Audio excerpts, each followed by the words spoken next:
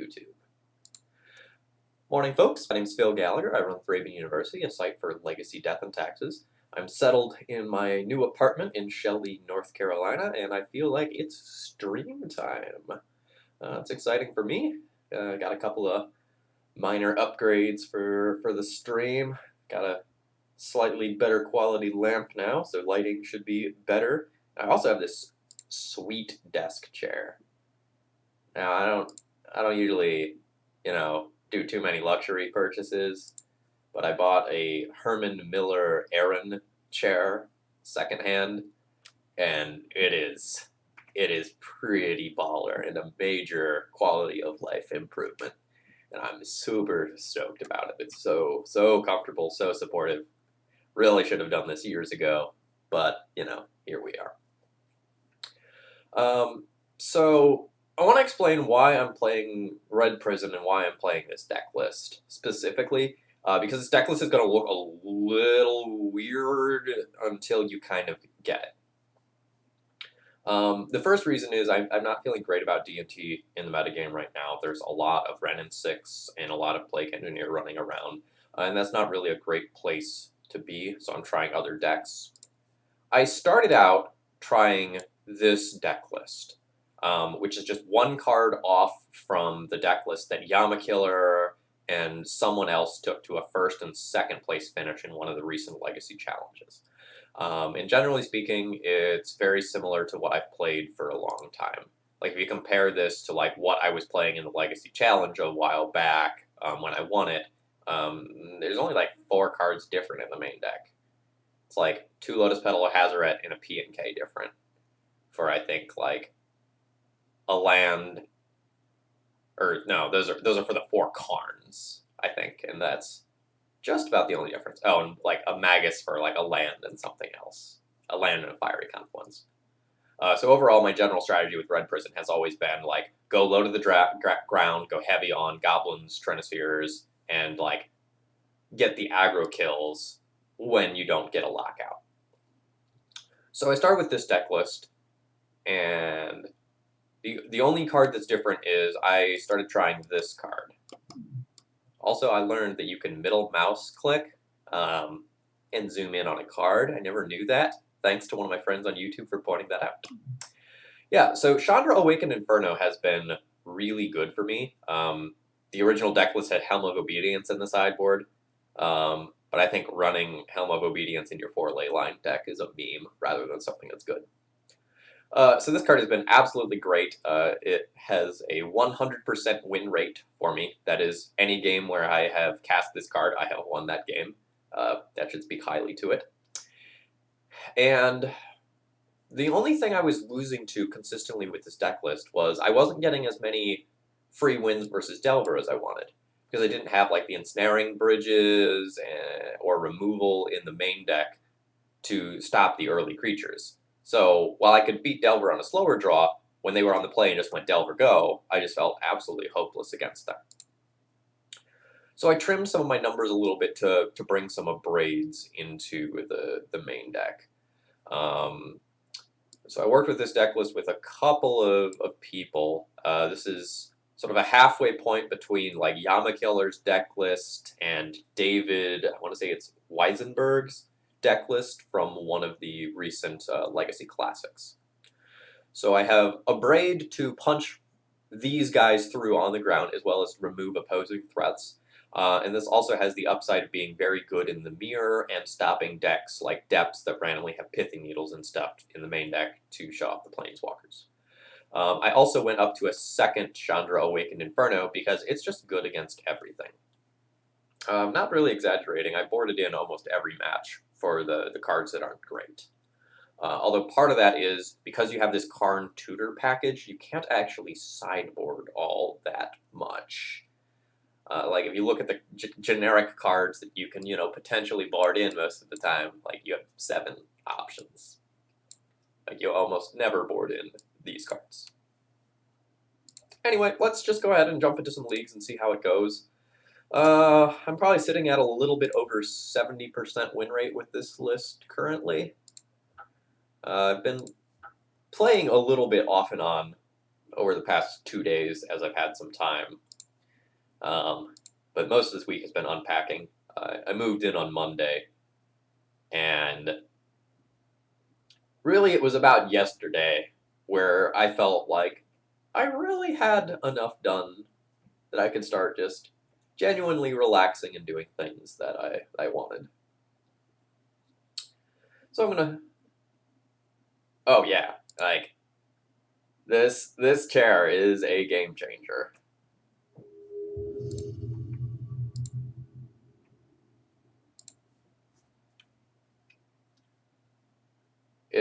It retails like for like $1,200 or something like that, but you can get used ones from like offices that are clearing them out for $300 or $400, and it's so worth it to spend a little more on a good office chair.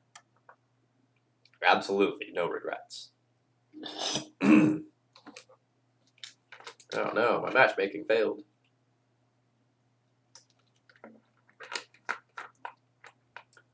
I got mine from a place that I think was called like Specialty Furnishings, and the only thing they did was like buy out office furniture from offices that were closing. I felt much more comfortable doing that than like hopping on Craigslist and meeting some stranger in a parking lot to buy a desk chair. Yeah. Reddit recommended either a Herman Miller, Aaron, or a steel case chair of some nature.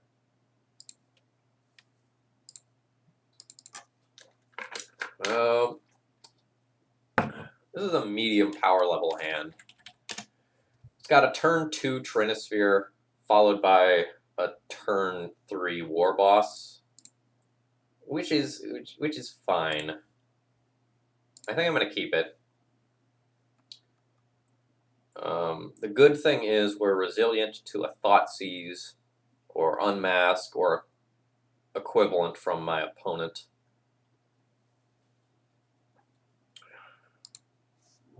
Oh, one other thing I didn't talk about in the deck tech. Right now, I'm opting to play 11 snow-covered mountains rather than a split of mountain and snow-covered mountain, because right now, snow-covered mountain is offering a decent amount of misinformation.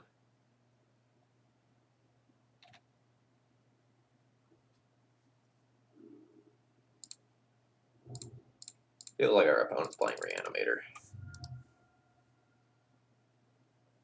Maybe Depths.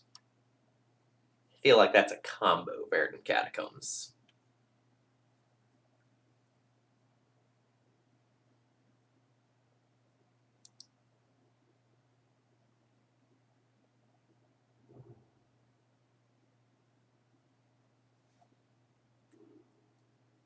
Yeah, that Chromox is a little awkward now. I'm probably never casting that this game.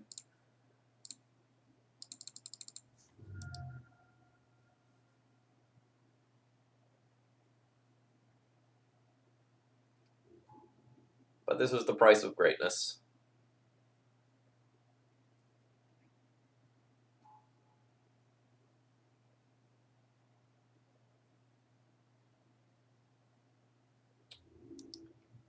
So feeling really good about Red Prison right now. I was a little skeptical at first because I didn't think Blood Moon was super well positioned.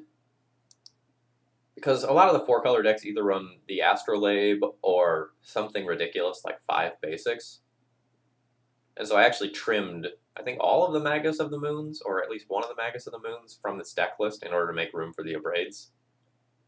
And that's felt real good. You still get your free wins with Blood Moon from time to time. But, like, naturally drawn basics are huge right now.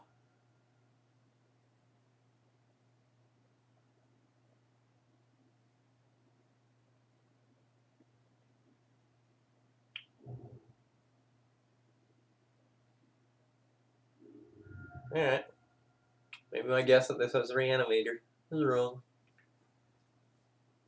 Pretty sure I've played them on that in the past. It's going to be like a Leovold. A Fatal Push. Okay. Seems like that could have waited till my turn, but whatever.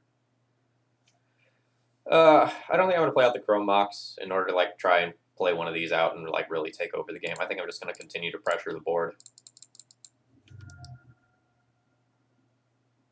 Because as soon as I draw any land, I can play one of my 2 walkers.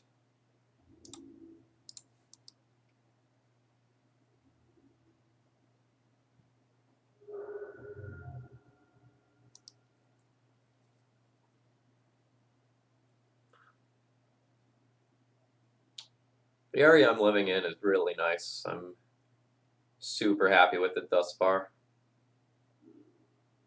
Why are you doing all this stuff on your turn instead of my turn? I don't understand.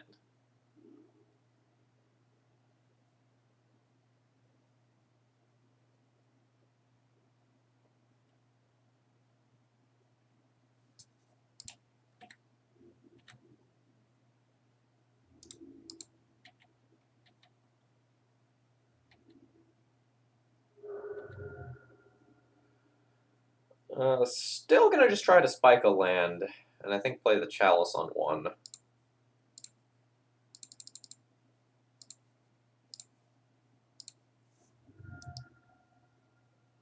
I might actually need this Abrade at some point to get a Leovold or a Baleful Strix or something out of the way. Ah, morning, Sword Equip, welcome!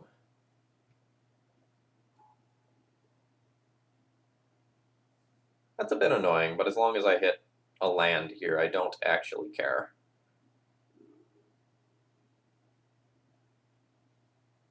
Now I care.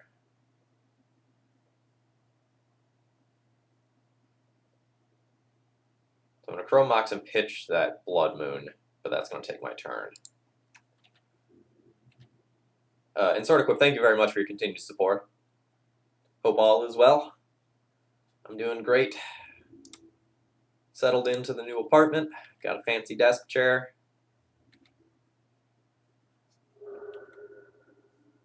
And still have like another week or so before I actually start working.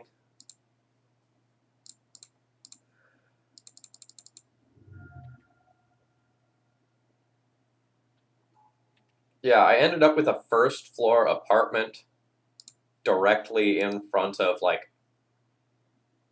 the entrance way, and I hired a couple of movers to help me move in. So like getting everything inside was as smooth as it possibly could be. So the problem here is now they have like Force of Will mana up.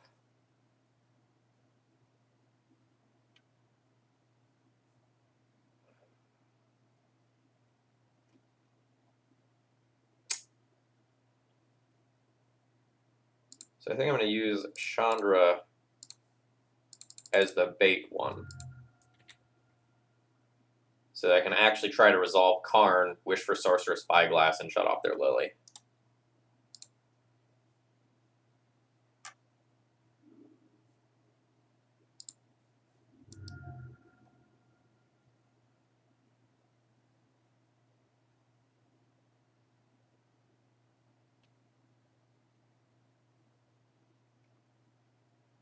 Are you just going to play Ambush Viper? Yeah, we're just going to play Ambush Viper.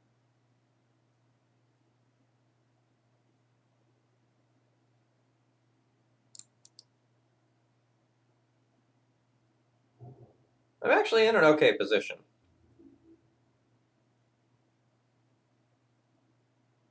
I think I'd like to draw a land. Because then I can go Karn, Chandra plus for mana,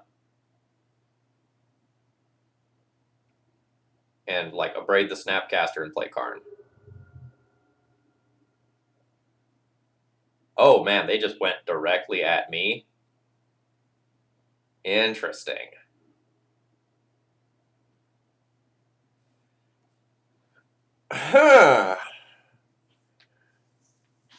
Well, that is a land.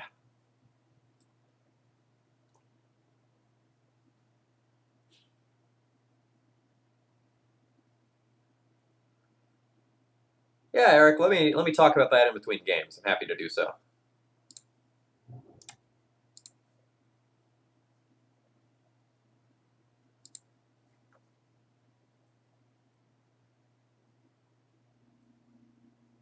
I'm kind of worried that they have a second Snapcaster, and I'm not sure that I can beat that.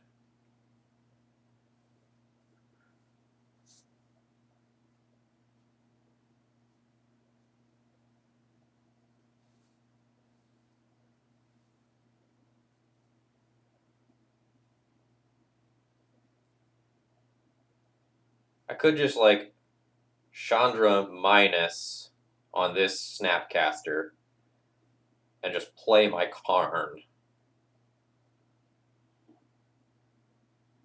rather than also trying to do the Abrade. Because then if they have another Snapcaster, I'm at 4 life rather than 2. Alright, let's start out by doing this and see what happens.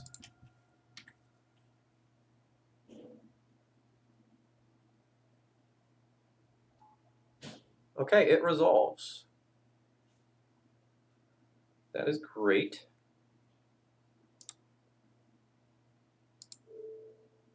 So let's go ahead and Flame Slash that.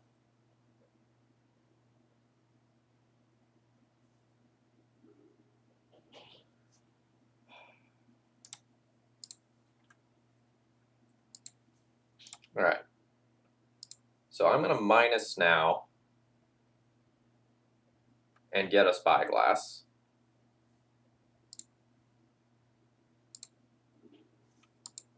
And that may prompt them to use Discard on their turn, rather than something that progresses their board.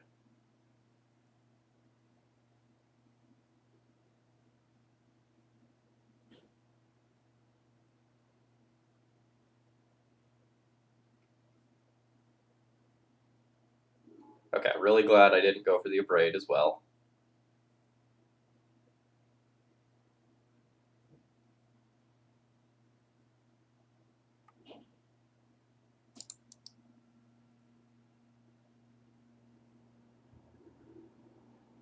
We'll see what they do with this Snapcaster.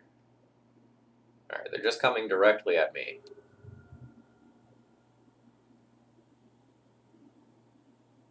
Oh god, a Tombstalker. Oh, that's bad. That's bad.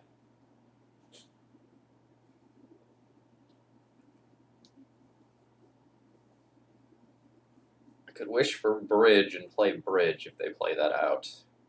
But then I'll lose to the Snapcaster. It's sort of unfortunate.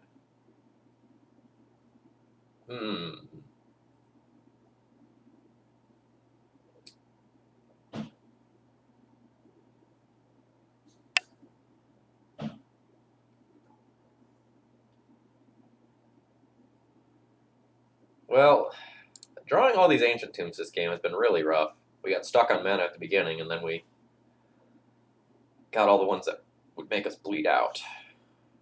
Alright, what are my outs? Tombstalker can stop this. Or sorry, Ensnaring Bridge can stop that, but I can't Bridge and answer the Snapcaster.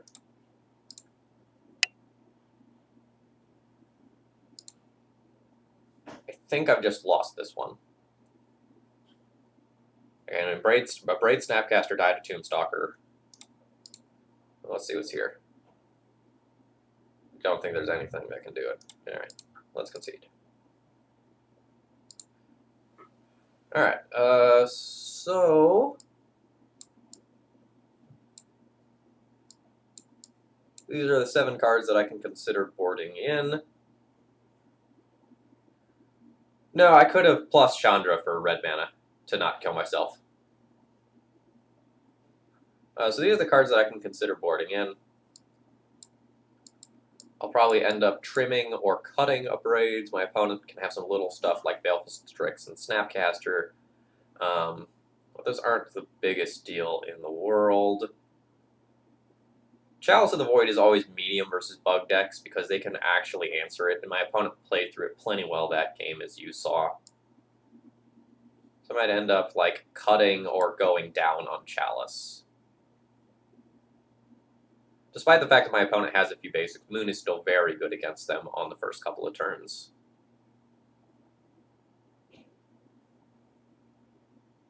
Scab Clan's kind of medium. It's very powerful if you get it to connect, but like again, there's going to be a handful of bodies like Baleful Strix or Snapcaster Mage that might get in the way.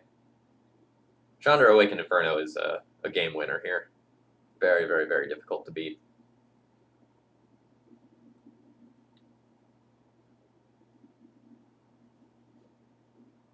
I also have to decide whether or not I want to board in both spyglasses or leave one spyglass in the board. So let's do this.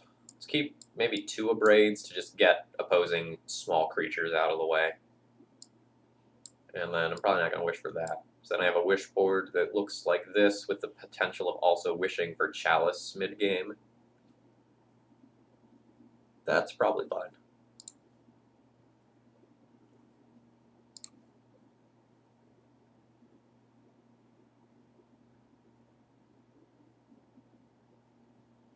Well, I'm keeping this one. I'm going to have to think about how I want to play it out, though. So if I go 1, 2, 3, on turn 1, 2, 3, 4, 5, 6. On turn 3, I can play Chandra Awakened Inferno if I don't put Chandra Awakened Inferno under Chrome Mox. Alternatively, I put Chandra Awakened Inferno under Chrome Mox and go turn 1 War Boss, turn 2 Chandra Torch of Defiance.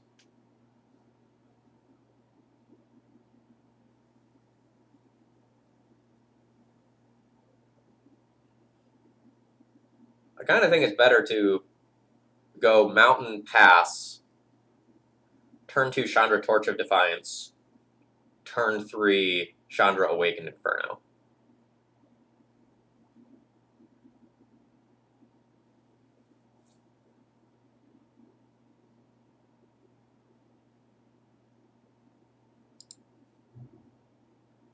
I'm going to go ahead and do that, and I'm going to play my Chrome Mox out this turn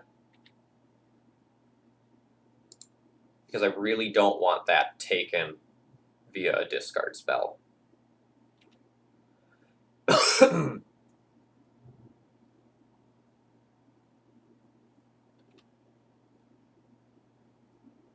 Nice. Nice.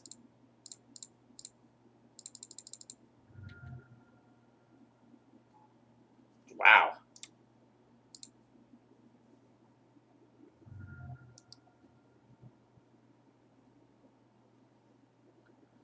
What did my opponent keep? That's my current question. They didn't force that. So they were just stone cold dead to a turn 1 Blood Moon.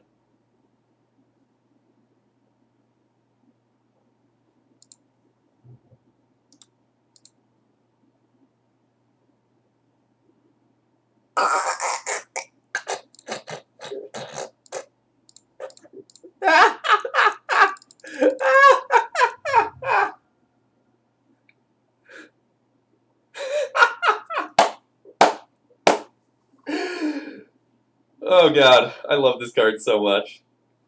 Like, I was just planning on getting 2 damage out of that Chandra, but I thought to myself, well, I guess I'll plus Chandra just in case my other Chandra's on top of the library.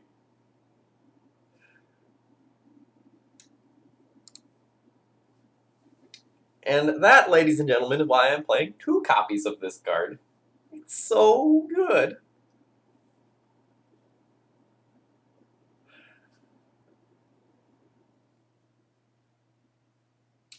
I don't think I'm going to change anything when I'm on the draw. I think I'm just going to whack the submit button again.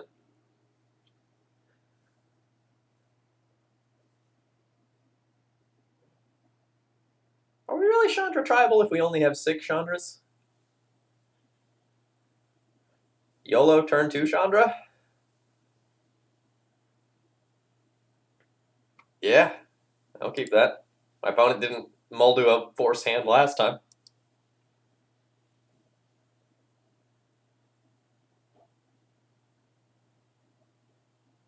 They also, like, can't get both of them with a single discard spell.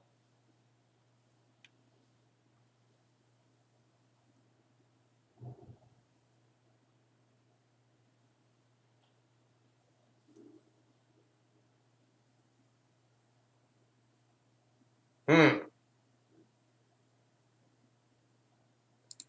don't think I want a YOLO 3-ball because I can't follow it up. But I may adjust my plan to just play a Trinisphere next turn, especially if I just draw a Soul Land.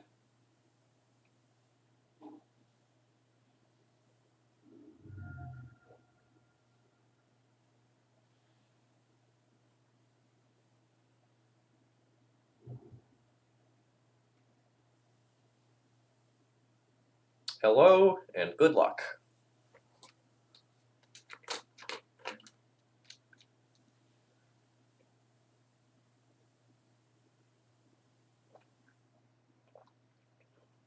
I don't even know what they're supposed to take with that Thoughtseize. It probably really depends on the texture of their hand.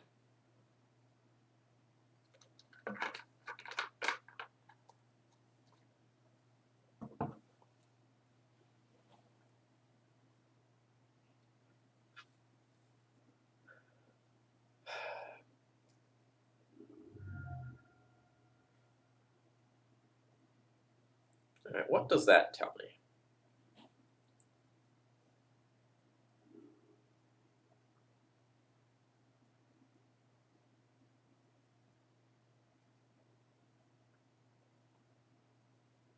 So obviously I do this.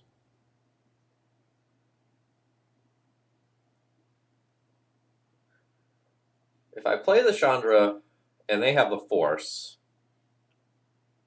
I'm in very bad shape. If I play the Trinisphere and they have the Force, that's fine.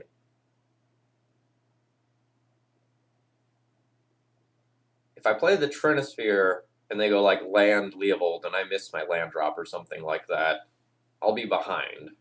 Especially if they go like land Planeswalker. Them taking Karn might be an indication that like their next play is going to be like a Liliana.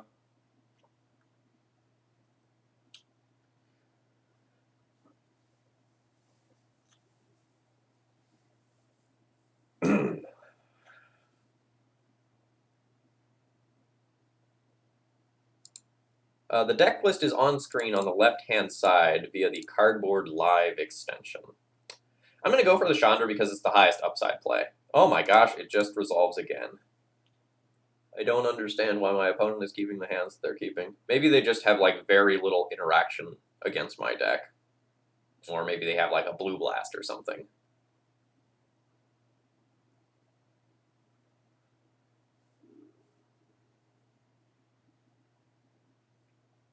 No, I don't think I want to cast Chrome Mox.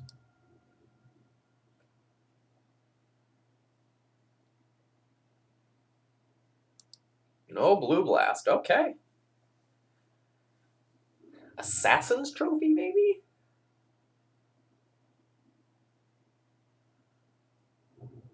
Like, I don't think this should have resolved.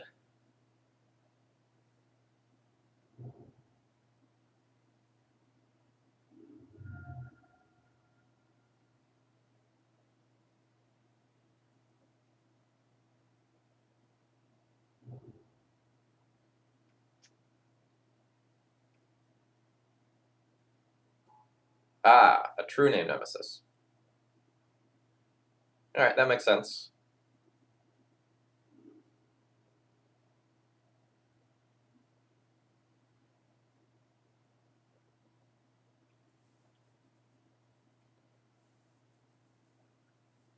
So, I have the choice of playing Legion Warboss or Trinisphere this turn. If I play Warboss, I can probably just, like, race my opponent's True Name, right? So, like, Chandra goes up to 6, my opponent attacks it with True Name, I attack them with Legion Warboss for 4. But if they just have, like, a Fatal Push or something like that, it's kind of bad. And I could play Trinisphere first and really slow them down.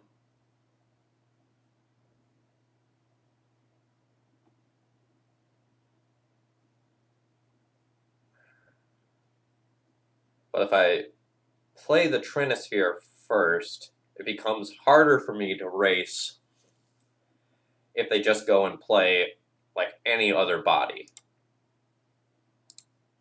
So accordingly, I think it's correct to just slam the Warboss.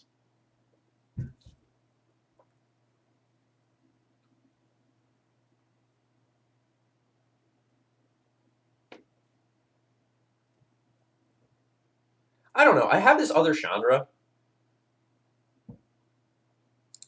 so maybe I can take the time to Trinisphere. Like it just makes their life so much harder.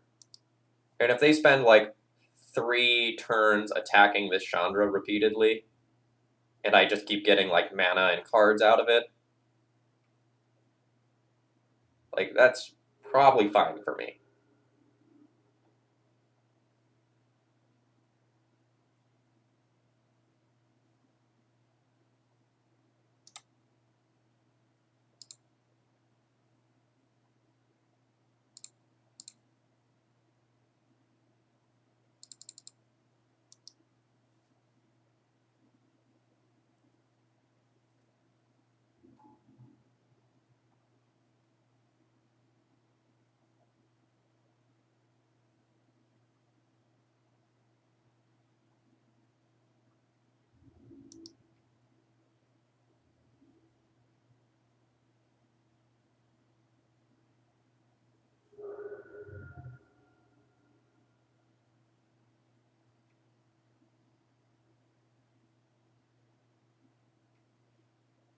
Snapcaster?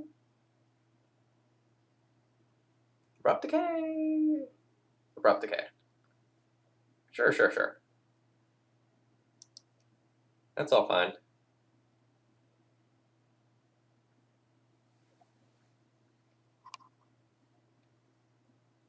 Potentially just like 3-ball again next turn. I was kind of hoping that I'd be drawing some lands so that I could like immediately deploy this next Chandra after the first one dies. I'm also not working towards 6 mana, which is what I need to go and get to my big Chandra. But that's fine. Like I can use my turn to like Abrupt Decay this Baleful Strix and just crash in there. Or not Abrupt Decay, Abrade.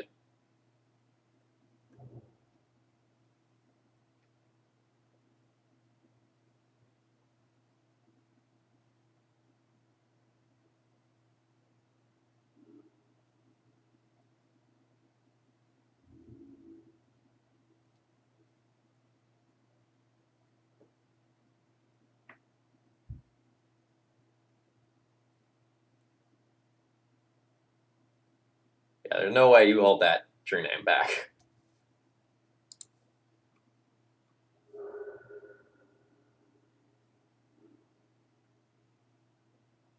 Nice. This is very good.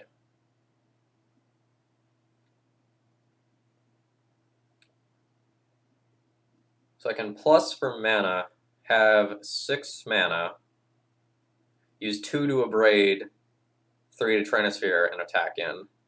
I think that's better than like playing the land and just like plussing the Chandra for damage.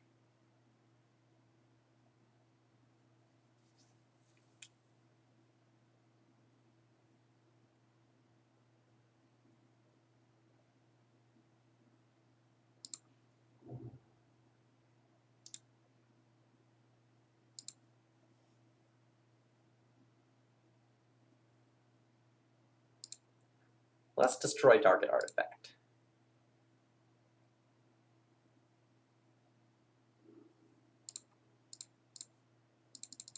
Get another 3-ball down.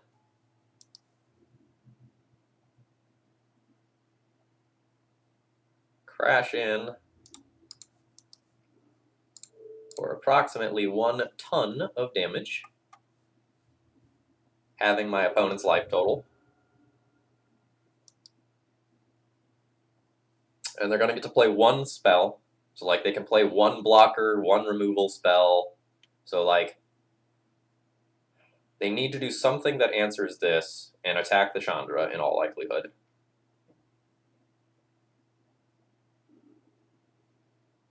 Yeah, so if they attack the Chandra, they take 3 damage, go down to 3. I Chandra plus, they go down to 1. And then they'll need a miracle.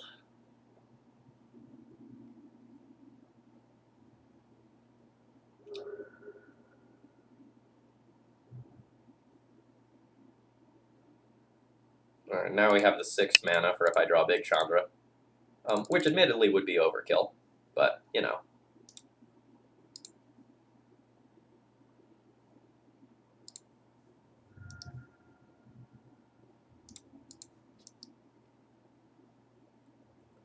Alright, friend.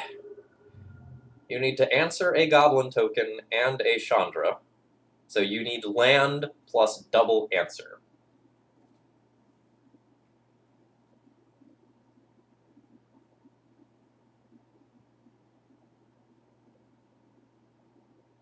Alright.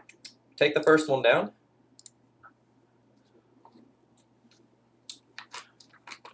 Good game. We had a couple of interesting decisions. I felt super rewarded for my choice to play the Trinisphere over the Goblin Rabble Master that one turn. And we got to see Chandra Awaken Inferno be absolutely amazing. Like, there's so many of these derpy mid-range decks around the format right now. Hey, Eric, let's go back to your question. Sorry, I forgot about it. Yeah, there we go. So there's so many of these 3 to 5 color Ren and 6 Plague Engineer mid-range decks that are super hostile towards D&T.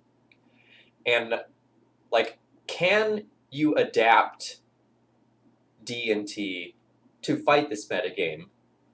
You can, but I think the better answer is, like, if you have another deck you can play instead of D&T for a few weeks, it's probably a good idea too.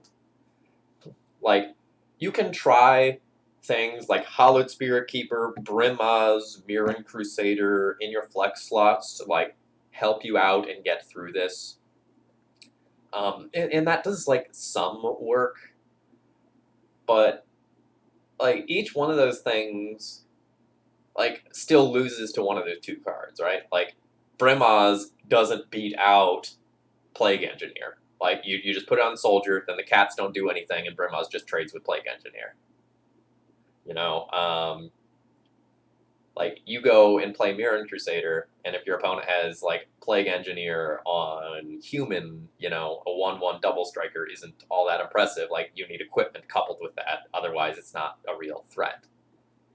And, like, so many of these decks are playing Lightning Bolt that, like, Crusader isn't just, like, a free roll.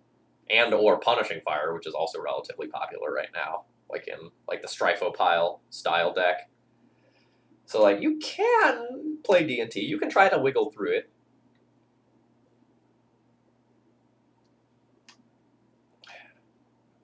So, how do I say this?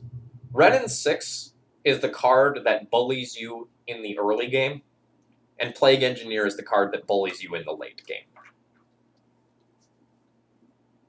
Both the cards are absolutely pushed and have made lives for the fair decks, like, you know, Elves, Goblins, D&T, kind of difficult. This hand is rough. I think this one's going to have to be a mulligan.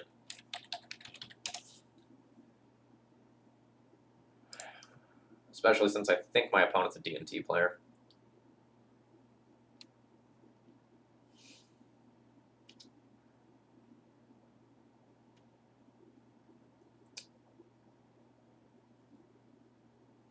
How do I feel about turn 3 Chandra against D&T? So if they lead on Vile or Mom, I just abrade it. And then I get Chandra. Is this good enough? I have a lot of lands. I have 2 basics, so I can't get wastelanded out of the game. When are all these D&T finishes from? From 2016 to 2018. Nothing recent. I'm going to ship this one. God. This one's terrible. This is worse.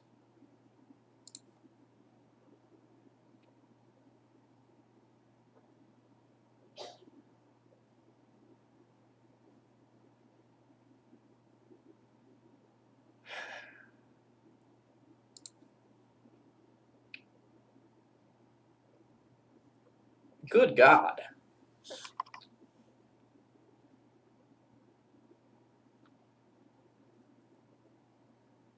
So the first hand was basically unplayable, like against a blind opponent, and then everyone after that has just been unplayable due to poor mixtures of spells. Um, I don't think this is keepable either. I think I mold a 3 and try to do a turn 1 play that can lock a non-D&T deck out of the game.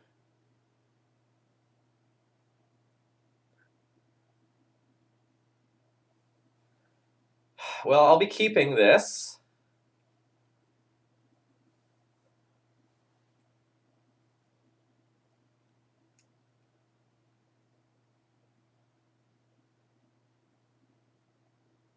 It's so brutal that, like, I have 3 moons here, so I don't get the out of just, like, keep city, chrome mox, red card, top deck a moon, and take this game over.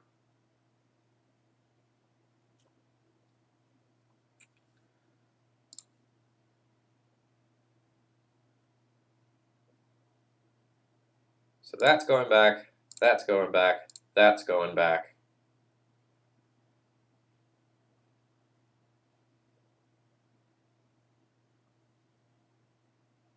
And that's going back.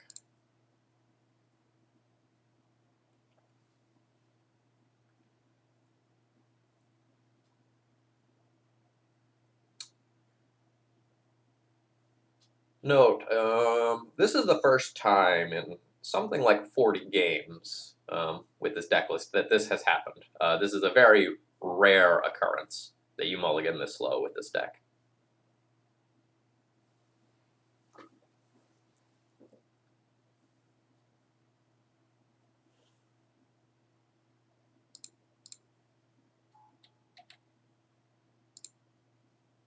I am not going to play out my city here. It just opens me up to getting wastelanded on turn 1.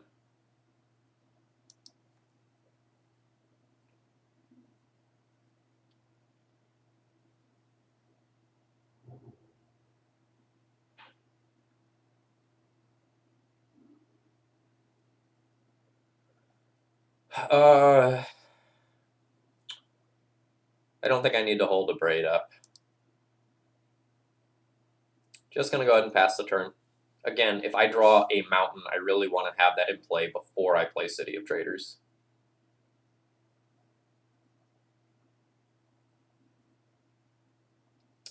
This game is like 97% lost. I'm still playing because I want to figure out what my opponent is on and some things about their deck list before I make a decision.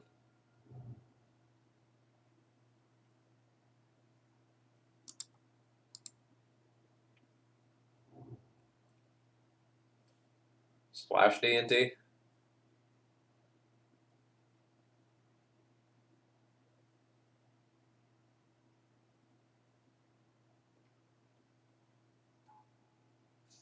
Provoke the Chrome Box.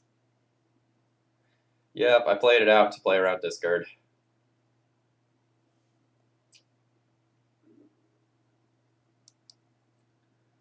Alright, so we're playing arguably our worst matchup on a mold 3. How do you think it's going to go, chat? How many turns will I get to live? I am probably going to make them kill me. Because there's a lot of important information to be had about what cards are in their flex slot and like how many revokers they have and things of that nature.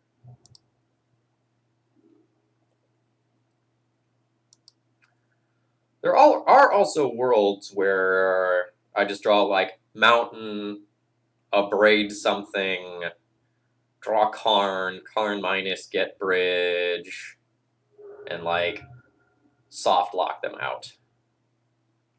These wastelands are rough though, and I can't do a ton with like 3 of my 4 blood moons on the bottom of my library. And I'm not really a deck that gets to shuffle.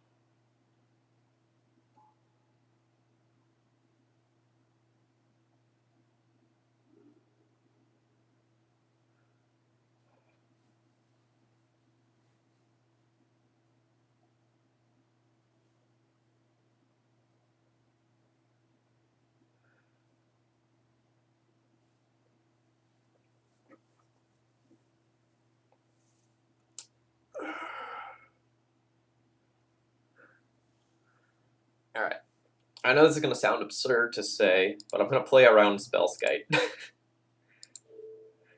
Because that got me recently out of one of these splash builds, and I don't remember whether or not it was this player. So I braid that, and I braid that. I don't think I want to get cute and try to wait for the equip and like try to eat up 2 of their mana. Hey, morning! Welcome back! I guess it's like me who's back. You've probably been on Twitch. Things are going well. Settled in the apartment. Playing some good honest magic.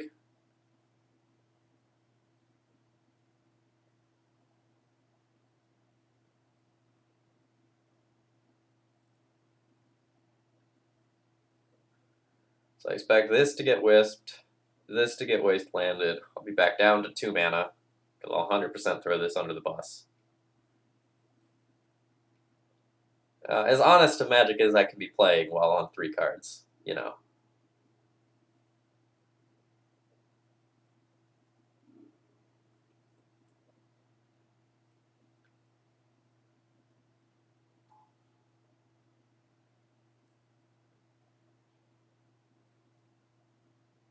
If possible, I'd like to see what color they're splashing before I die. I assume it's black. But I am not 100% sure. The new place is awesome. It's very comfortable. It's got everything that I need. Got a good amount of space. We've got like these pseudo hardwood floors in like the living room and kitchen that are pretty nice, and the bedrooms are carpeted. Kind of got like my own office set up here that I'm a pretty big fan of.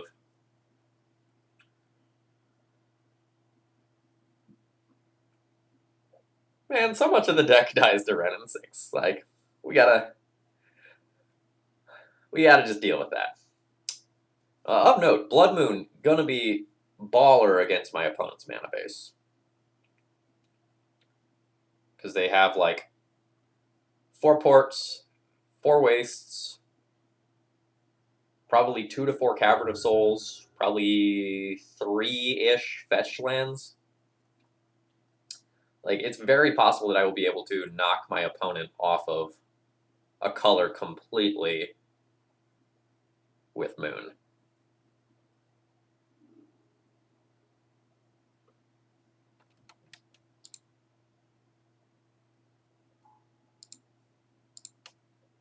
All right, this is probably the point where I can just scoop it up. Well, we'll see if they violent anything on step. I'm not even gonna cast this. Like I'm done here. I like say if they violent Plague Engineer or something, that'd be baller to know about.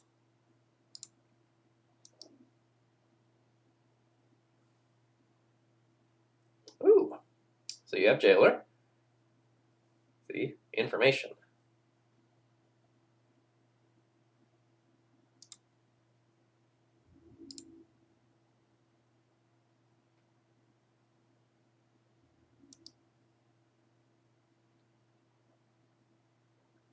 Yeah, like we're so far away from being able to get back in this game.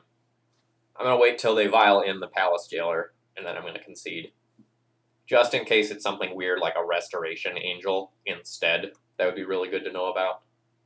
So they have Restoration Angel, like they Restoration Angel, blink the Flicker Wisp, blink my Chrome Mox, and ruin me.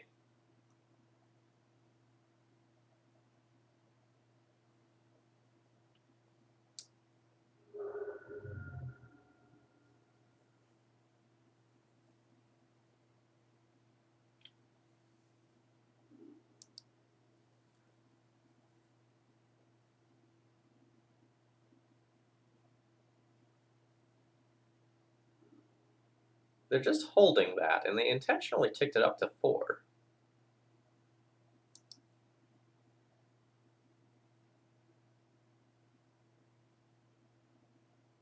They just have lethal if they attack all in.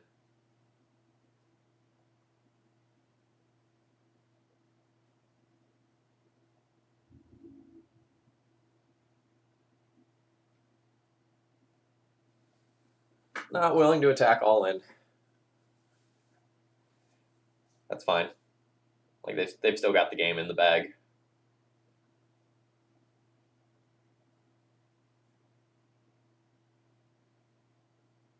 Not that abrading any of those things would actually change my situation at all.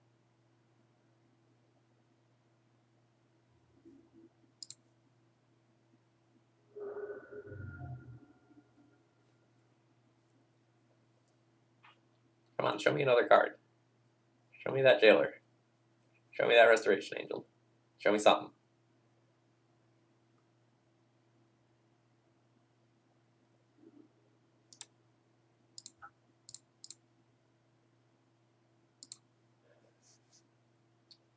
Alright, so in the main deck, the Transfers and Chalices are the worst cards. Legion Warboss is also pretty medium. I'm probably going to want to bring in my Chandra Awakened ones as the sweeper, my Sorcerer Spyglasses to stop their stuff, and then I'll leave like Liquid Metal Coating, Ensnaring Bridge, and Lattice as my tutor package. So I'll probably board my Trinispheres out. Normally I end up trimming Blood Moon effects versus DNT, but I already don't have the Magus of the Moons in, so like that would normally be my trimming point. But since my opponent is on a 2-color abomination of a mana base, I'll keep all my Blood Moons in and trim a Warboss instead, I believe.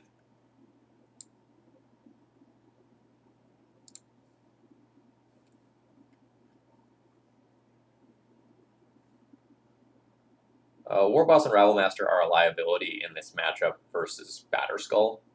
So, like, with other configurations of the deck where you have more sideboard cards, you actually end up cutting all of the Warbosses. But the days of doing that might be gone because of, like, how the Karn tutor package forces you to build the sideboard.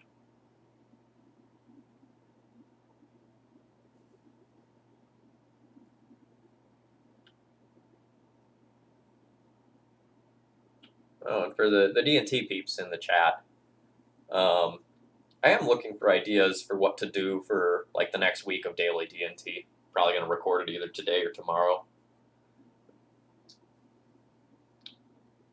I hope some of you have been watching that. They've been pretty fun for me to do. Tried out some interesting builds with like some alternative lands over wastelands in the deck, and just like tried out some other flex cards like Restoration Angel that haven't seen a lot of play, but might be good. It's been pretty fun for me.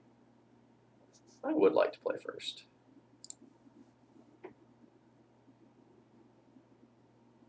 This is not a good hand. Like, I can turn one Chalice and then not play Karn. Turn one Chalice isn't actually all that good if you can't follow it up with, like, a Ravelmaster or something like that. So unfortunately, this one's a mulligan. How does this keep happening? Oh my god. Well, this one has one land, it has to be a mulligan too.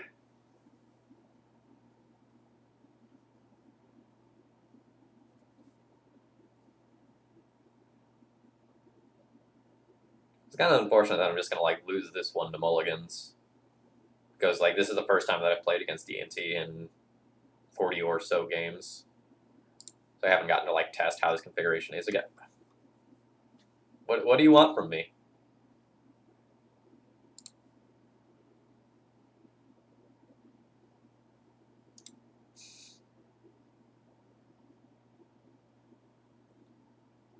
Alright. We're just going to move on. That was the worst set of draws I've had playing this deck. Like, I rarely even mulled a 6.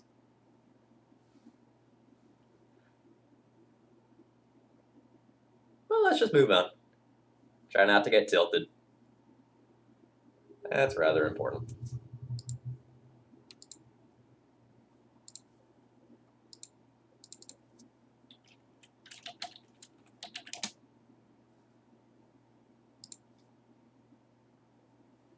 Seems like this is a perfectly reasonable hand. Chromox, Imprint, and Abrade. Chalice go. Draw a land. Play a card.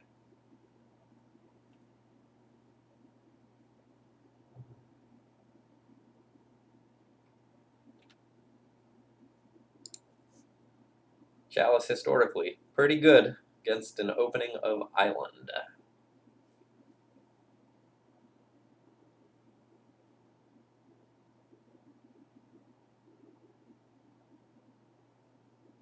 Yeah, so now I can go Mountain, Chrome Mox, Imprint, Abrade, Chalice, and then follow it up with turn 2 Karn.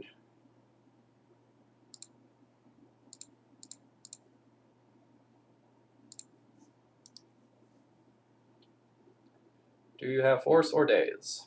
Or Force of Negation? Nope. Life's good. That also means the turn 2 Karn is relatively likely to resolve as well. Ooh, and no, like, Stoneforge Mystic there? Neat.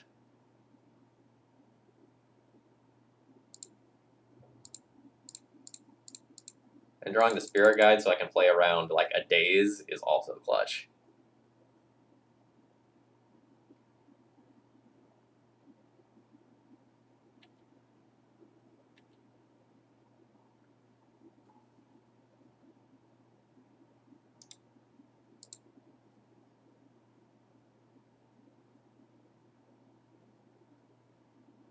So they probably need White Source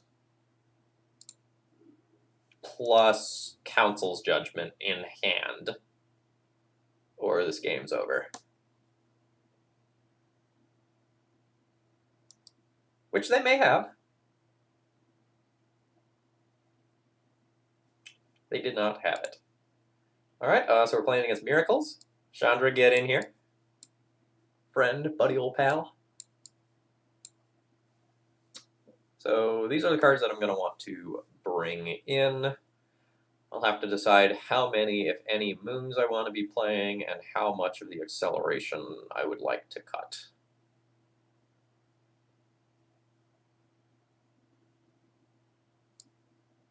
The first thing I'm going to do is cut all my abrades. I don't particularly like that card against Miracles until I know they are a mentor-heavy build. If I know they're like a tap-out mentor build, I tend to keep a couple of those in. Otherwise, I just board them out and try to be threat dense.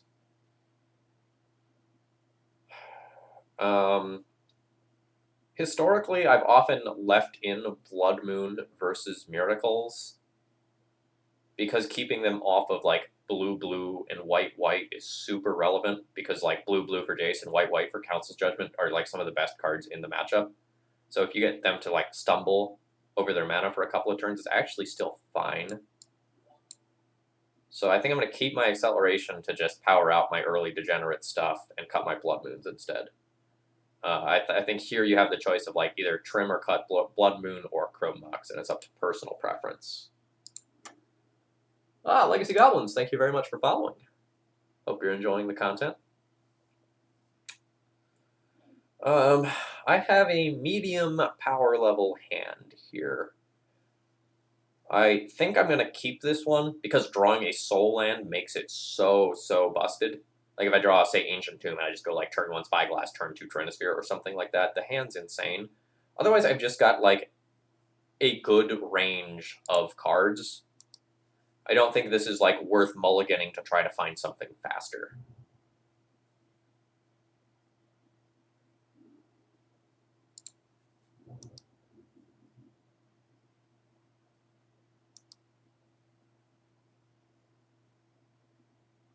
Unsure if I'm going to play Spyglass or Chalice next turn. Whichever one I play is likely to get, like, legit counterspelled.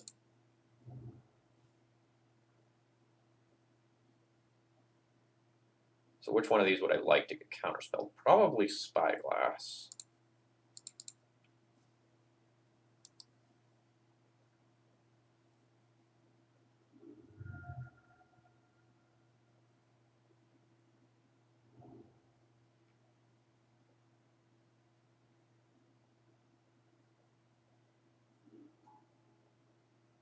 Oh, okay, they have a disenchant.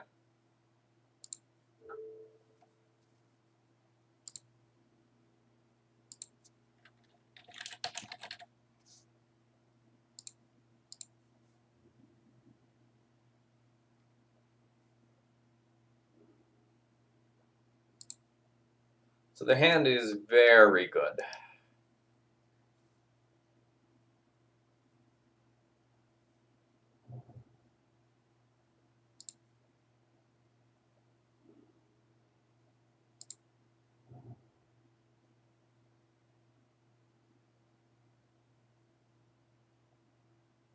The fact that they have like Jace on deck as well as like Snapcaster Disenchant on deck makes my life hard. If I play Trinisphere here, Trinisphere is going to get disenchanted instead of Spyglass in all likelihood. I really like Trinisphere on the battlefield because it makes like the Snapcaster Disenchant thing so much worse. So I guess that means I'm going to play Chalice here. But if they disenchant this, then rip the 4th land for Jace this turn, I am in big trouble. But if they disenchant this, then miss the land, and I get to play Trinisphere, I'm actually in an okay position.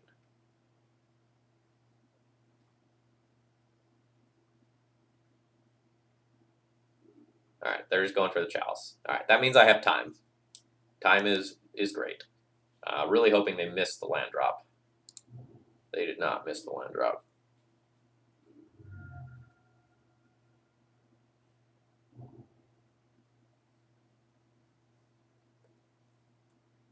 They're just going to play it. Alright, so they are holding up Snapcaster Disenchant.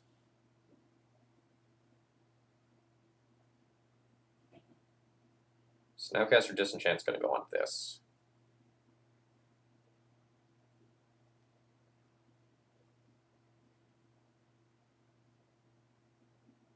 So I think this turn, I go ahead and play my Trinisphere. I know I can play the Karn, and I can, like, Karn minus get another Spyglass. Or no, my other Spyglass is boarded in. Yeah, in that case, just playing the Trinisphere is going to be way better than the Karn.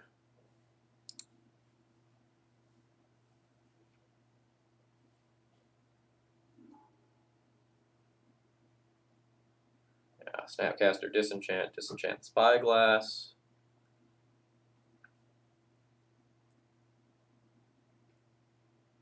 Then at least I limit some of what they can do with the Jace.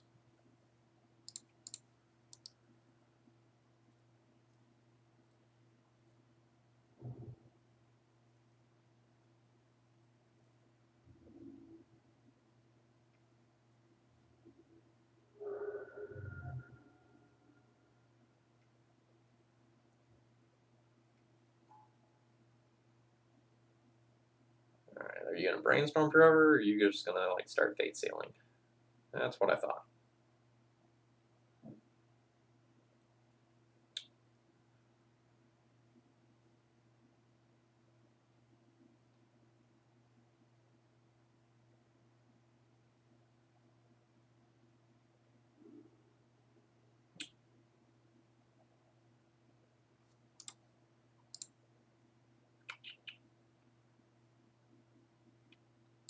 So I think the way to do this is play out a Chalice, blank the Swords to Plowshares that are in hand, and then try to play out these to pressure the Jace.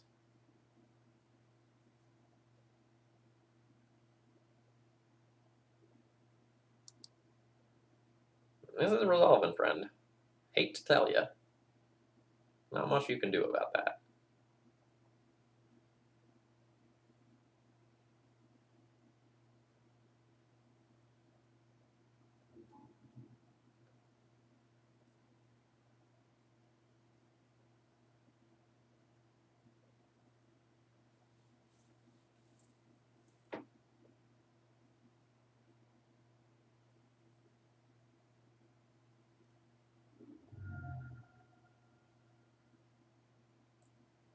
So I don't get a Plains, and then even if I moon, which I'm not going to, oh, no, that won't get a Plains. I don't know why that won't get a Plains. That seems odd to me. Especially given that it could have been their draw for turn, but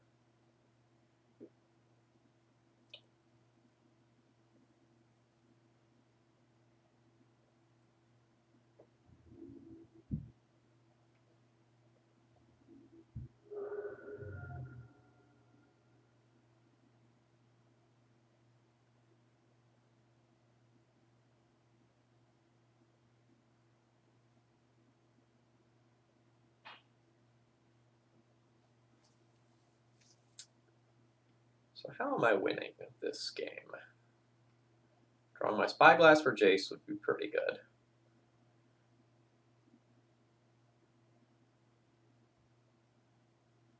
That's going to make life harder.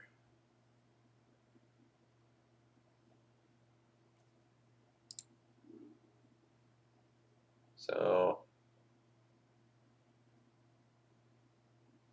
now I'm not a fan of this.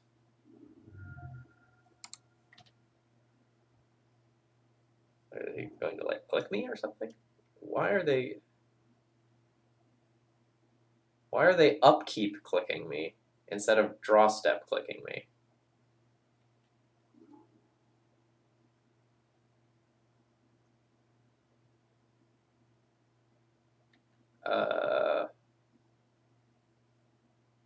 Upkeep click is the new meta, apparently.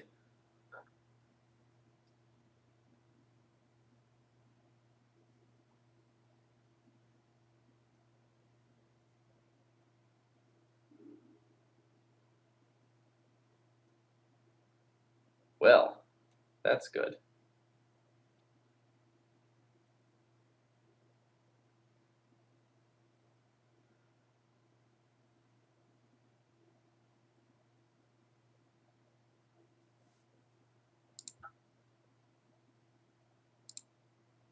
No, I want that. 1 damage to each creature, 2 damage to each opponent.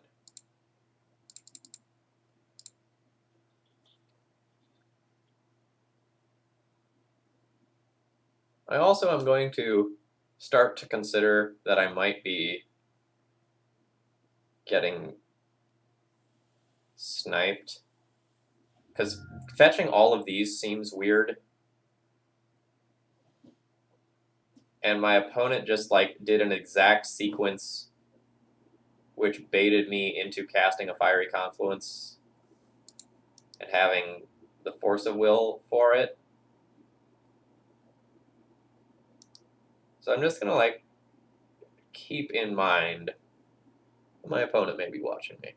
I don't think so, but like the Flooded Strand fetching a Tundra was really weird unless you know that I have boarded out my Blood Moons.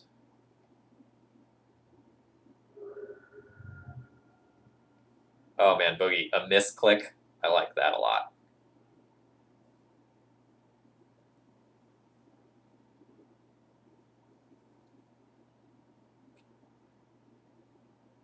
Am I throwing away my Chandra as just a removal spell?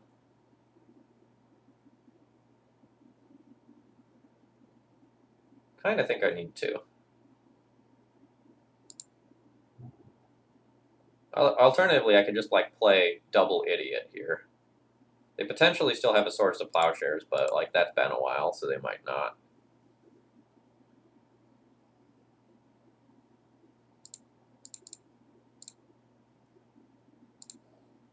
But I think I need to try to use this as a removal spell. Oh, hello.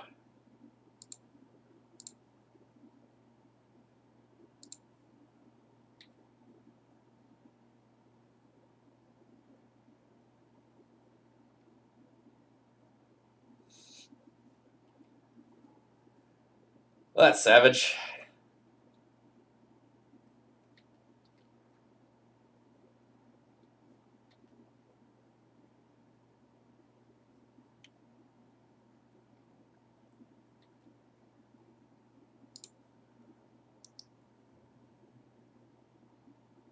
So now, hoping to draw Fiery Confluence off the top.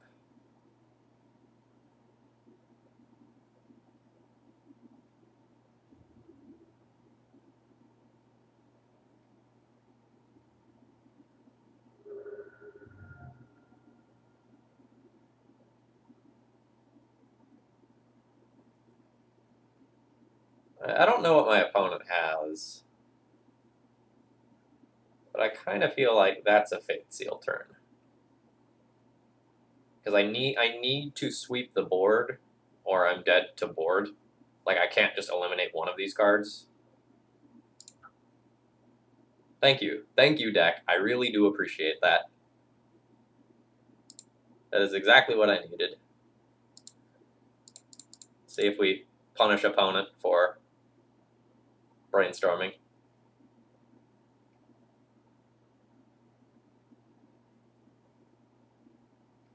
No, we did not. That's unfortunate.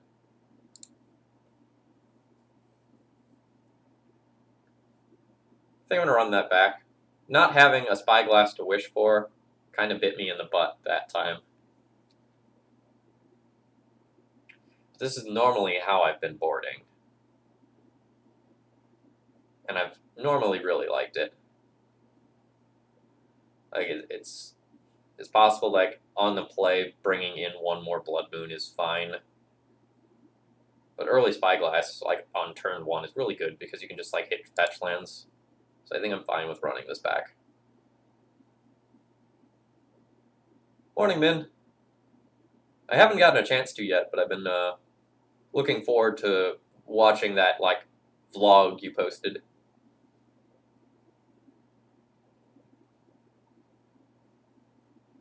I've just been, like, getting settled into the new place, and I haven't quite had the time to just sit down and do it. This hand is great. We don't get a turn 1 play, but, like, we just have straight gasoline.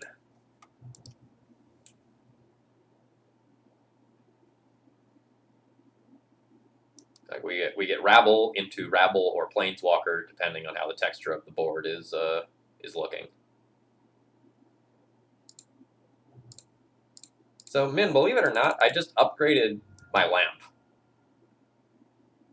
So I got a bunch of, like, 60-watt, like, bright daylight bulbs. Super happy to trade a Force for a Rabble Master there. Yeah, so I just have, like, 5 of these 60-watt daylight bulbs, and it's making a huge, huge difference.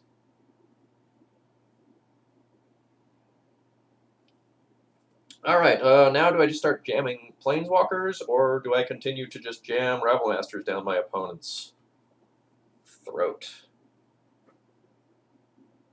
Whatever I play this turn runs into their first legit counterspell. They didn't have a Swords to Plowshares last turn. They might not this turn. I think I just go, like, Rabble.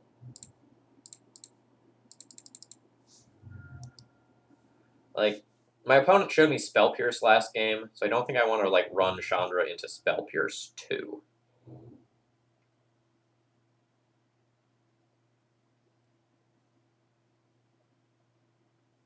Yeah, I'm with you, man.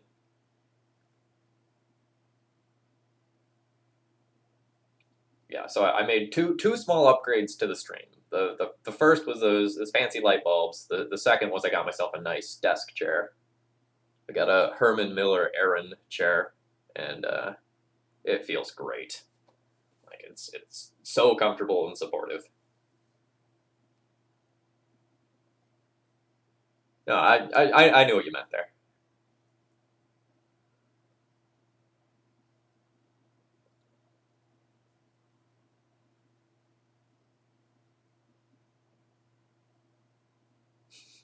Second goat, what's your preference?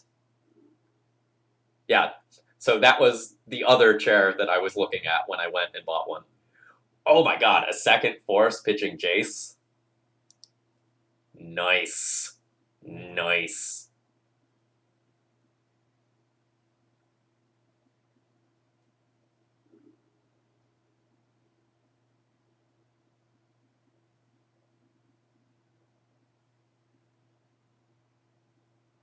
So this turn I might just jam Chandra, because if it resolves, I get Chandra into Sorceress Spyglass.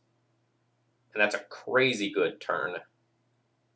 But my opponent forcing Rabble 2 turns in a row kind of wants me to play Rabble. I am going to play Chandra, because if I play Chandra this turn and it resolves and sticks around, then next turn I get to play this Chandra.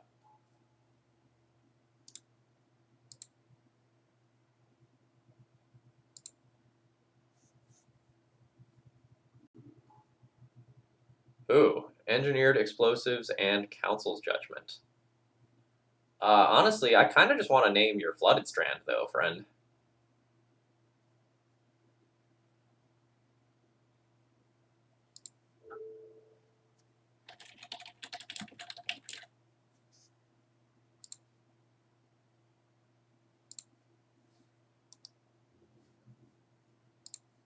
I think you needed to fetch there.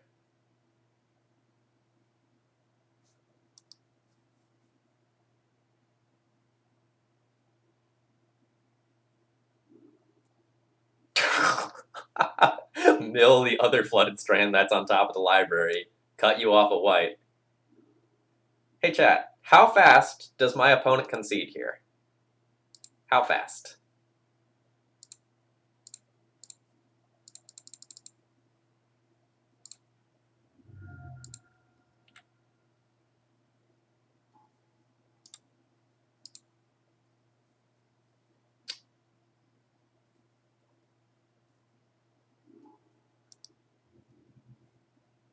Opponent wants to soldier on. I see.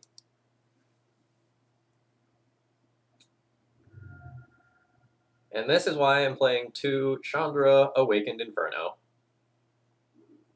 This card is absolutely insane. Like, it's just like cumulative stacking damage.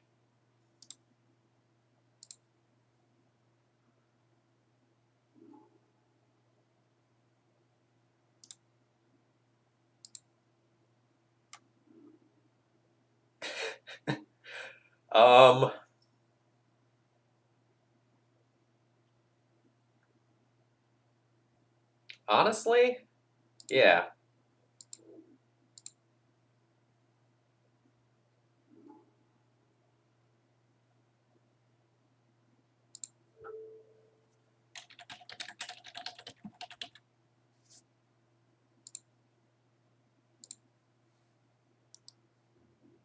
Let's just name EE so that they can't sweep both of my spyglasses off the battlefield if they draw white. So I have a Chandra that's about to ultimate, one that's already made 2 emblems.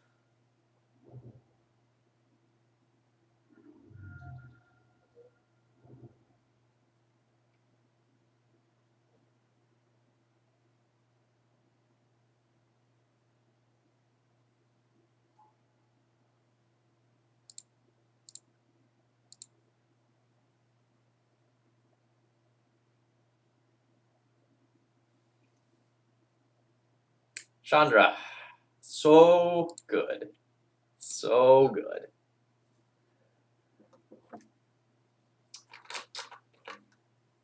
I mean, I think the opponent lost themselves that match when they didn't fetch, but I just don't think they could have won it anyway. But they could have had a real chance.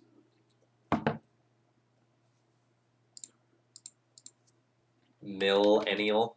That is a strong name. This one's a mulligan.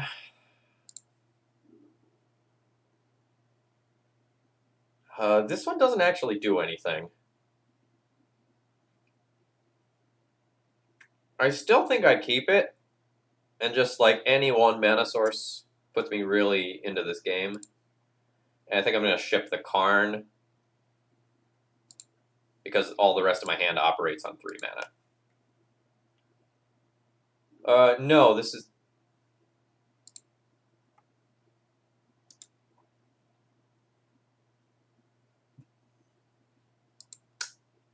I have not tried it in the big red shell. This is the only shell that I've tried it in.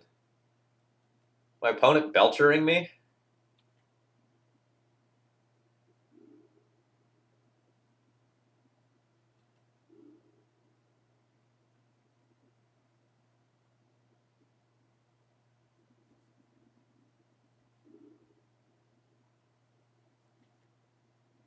They're just going to make a whole bunch of goblins?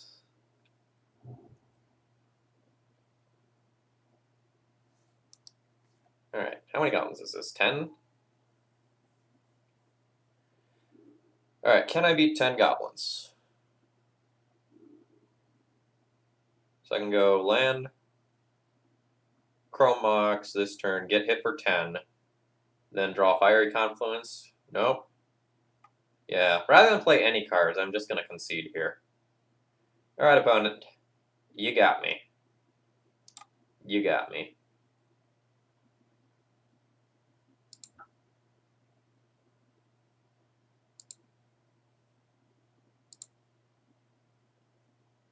Alright, so what's good against their deck?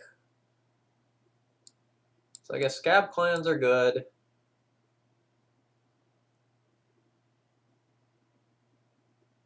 Spyglass can name the Charbelcher. And I guess that's fine. Liquid Metal Coating is kind of hilarious. I can like blow up their petals if they play anything out. Like, let's figure out what's bad. Fire Confluence is a sweeper, so that's good. Chandra's like pretty abysmal.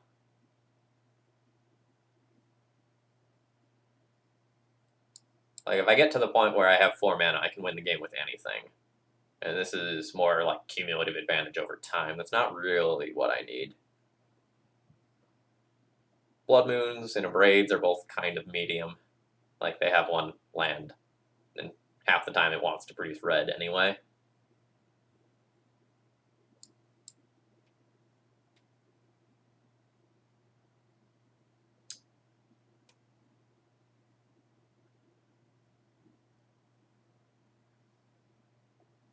There are worlds where I want this as a sweeper, but as a 6-mana sweeper that answers goblins, I don't know that that's actually practical. I think I need to mull to like a Trinisphere hand, preferably, because I just literally don't think they can beat that.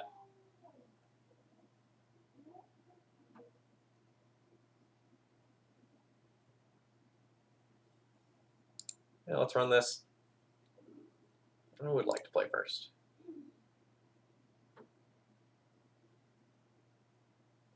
It doesn't do nothing. It does almost nothing. So this is turn 0 Chalice of the Void into turn 1 Chalice of the Void. Is that good enough? I don't have matchup experience to know.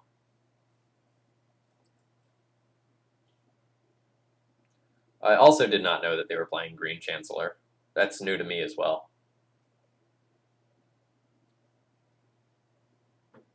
I think I have to keep this one.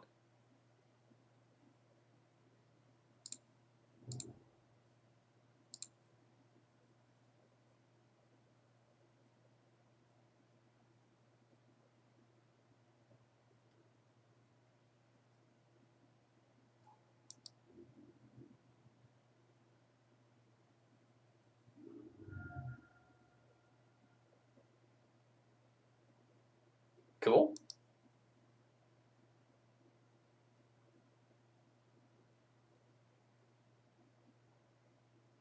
So now they need a land grant to get going. And if they don't have that,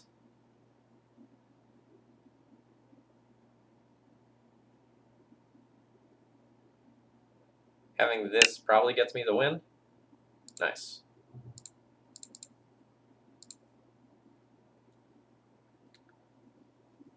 So now the win involves like 4 spirit guides to play a Belcher out.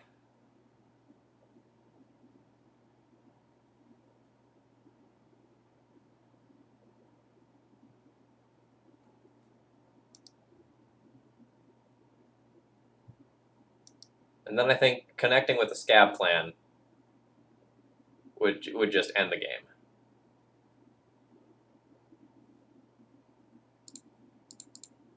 Show me your hand, please.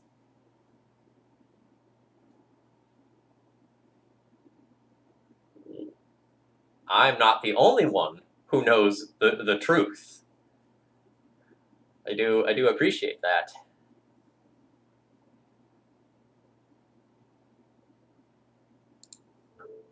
Well, I was planning on naming Goblin Charbelcher. I guess I name that now.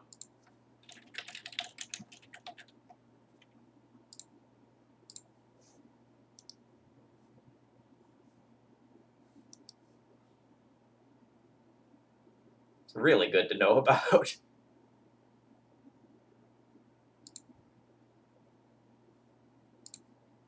I'll find a way to win eventually.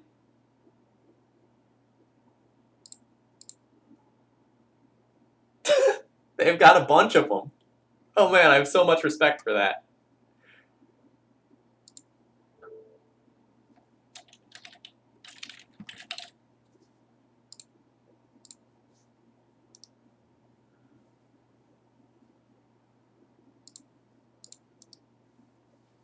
No, I think it's really good tech. Like, we've already seen how much that card has been crushing it for me, so.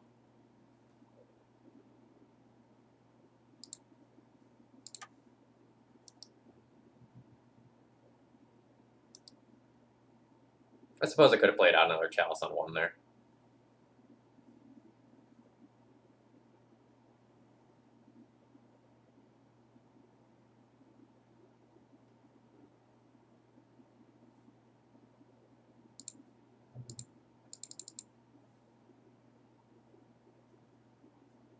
Let's start the clock.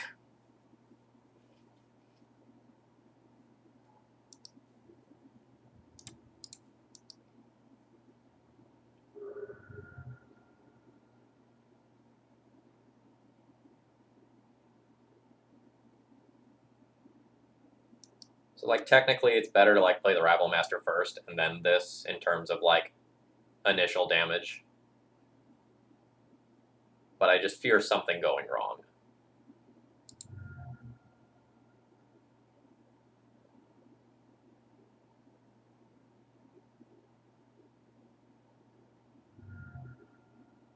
Like this.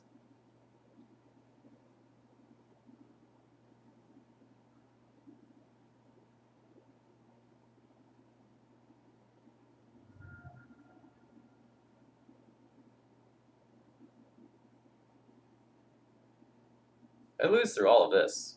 It is impressive.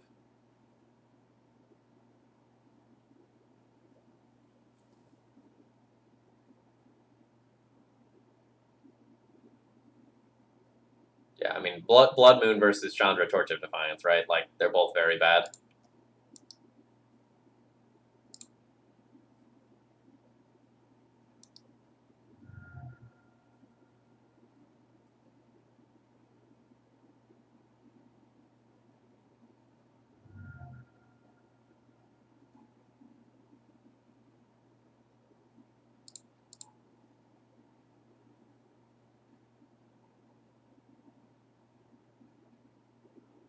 So, does this actually beat us?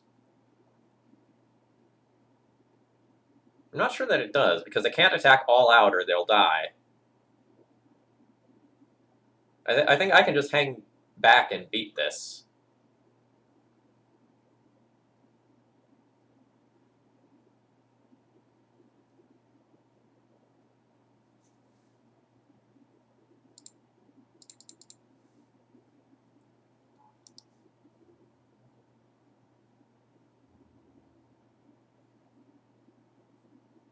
So, like, I attack in with this Goblin, they probably block it.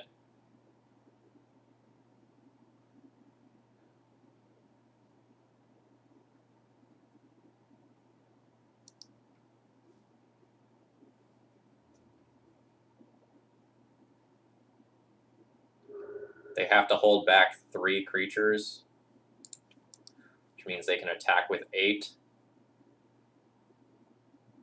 Lose 2 of them.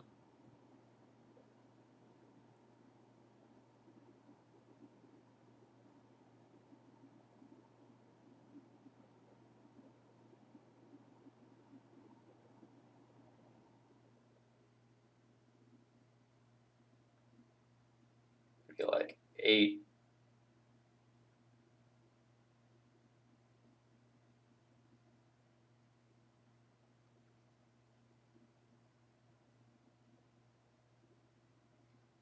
How is Karn lethal?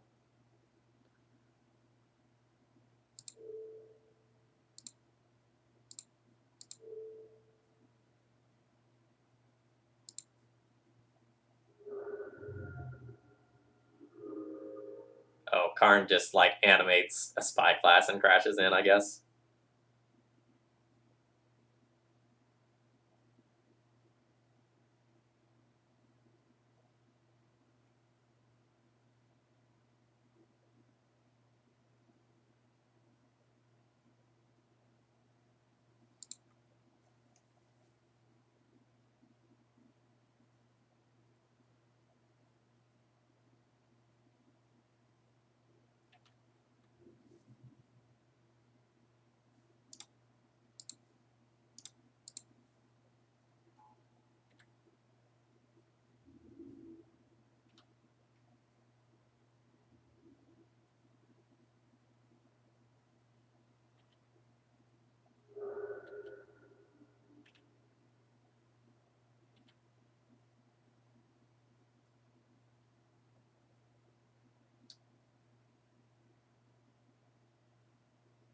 Hey, Sammy, you've turned into a riveting game versus Belcher.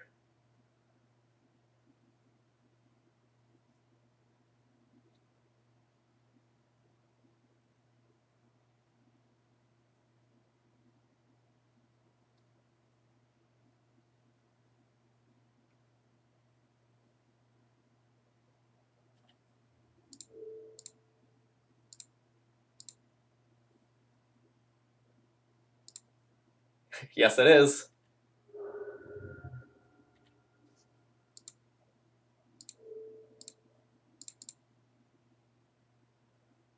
I'm up to 2 of the big Chandras now.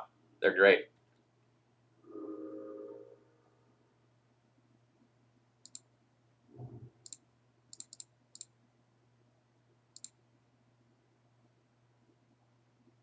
Murder, murder, murder, murder, murder. Alright, being on the draw is going to be harder.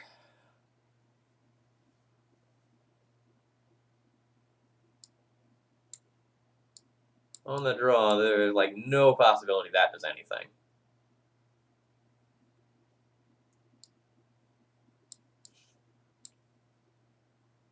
So games go long like they did that time. Like maybe that does something.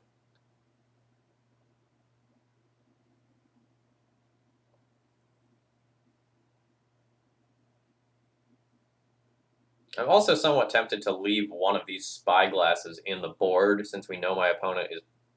Actually, I probably shouldn't play these if my opponent is also playing them because I'm pretty likely to want to like Sorceress Spyglass that card.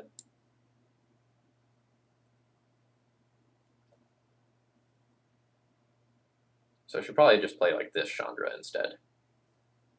Even though this one, Sweeping Goblins, is cool.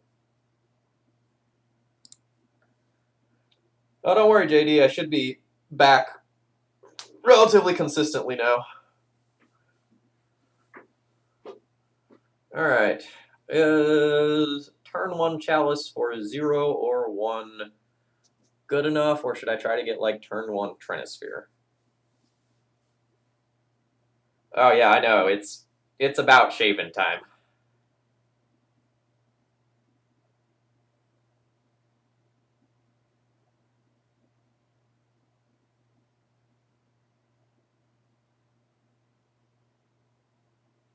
I'd really like turn 1 Trinisphere.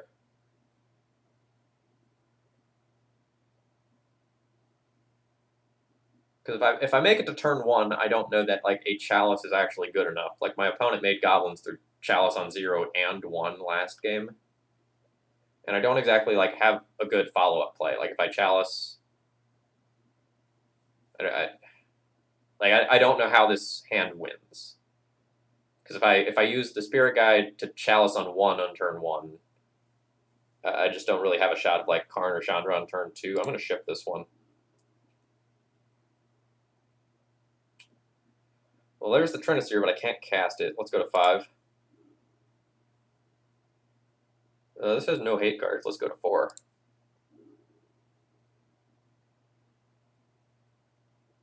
So this is a 4.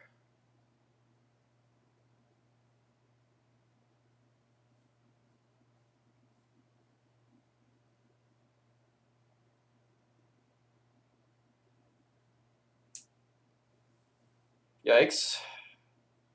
So I keep like Tomb, Spyglass for Chandra, Spirit Guide, and Karn or Chandra or Fiery Confluence.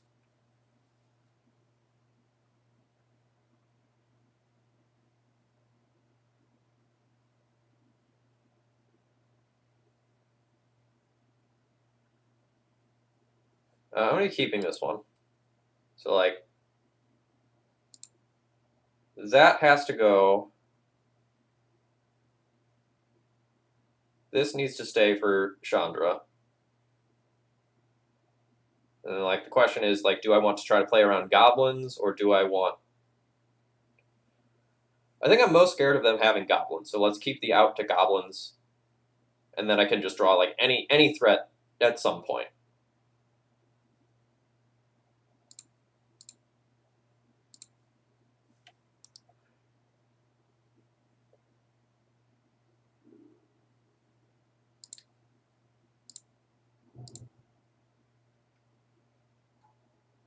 We're just getting belched.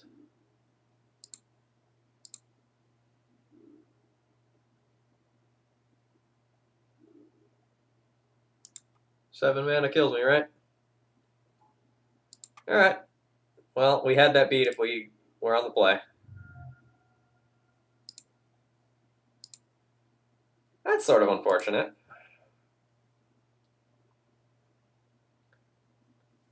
Yeah, so London Mulligan is live now for all Magic. It is just the default now.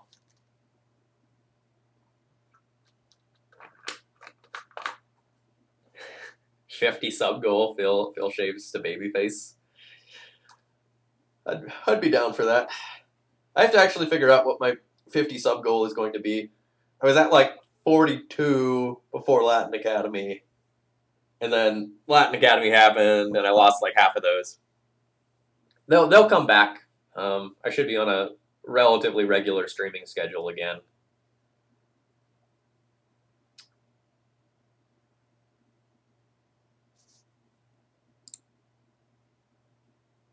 I want to say my first day of work is going to be like the 7th or something like that.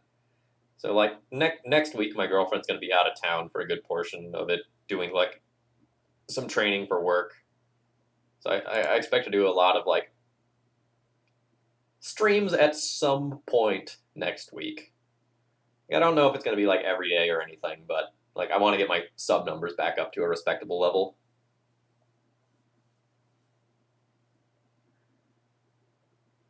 Gotta pay for some of the moving expenses. And also just really digging Legacy right now. Like I think the format's pretty fun. I was down on it for a little while because like I was just like playing D&T into Ren and 6 round after round after round. But once I changed decks, I was on board with it. All right, I'm gonna keep this. We're like YOLO Blood Mooning turn 1.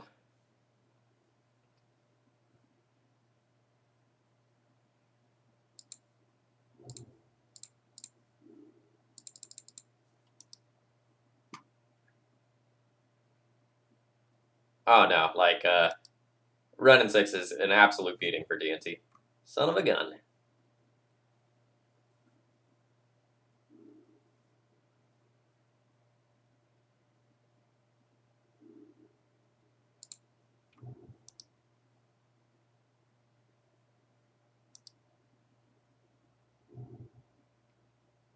Or you're just playing against Blue Red Delver, and I did nothing with my time.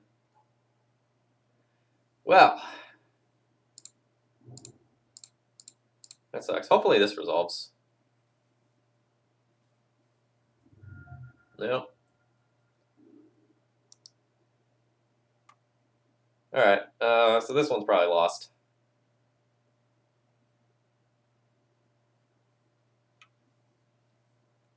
Like, if my opponent has one Lightning Bolt, it answers both of these creatures because of this.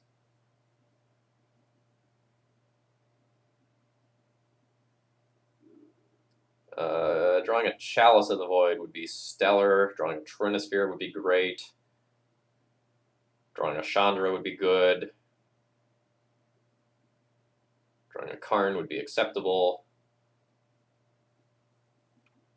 Fire Confluence would be fine. Like, I have a lot of good draws, but I'd really like a good draw this turn. Thank you.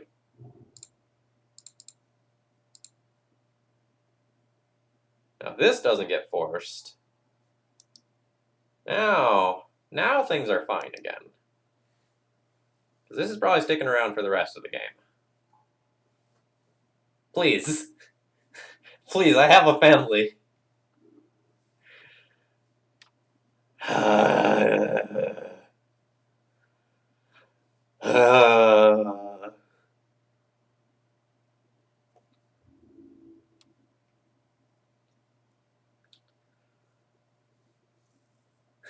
Let's draw another chalice.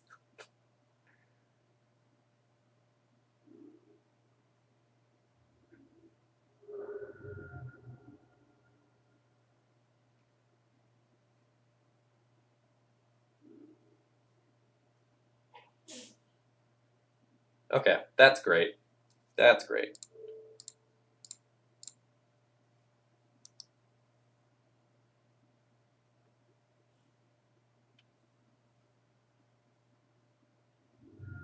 Alright, POW 22 has it all.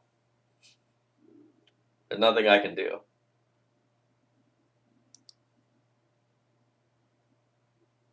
Basic Island, Arcanist, double counterspell, EE for Chalice. It's not in the cards.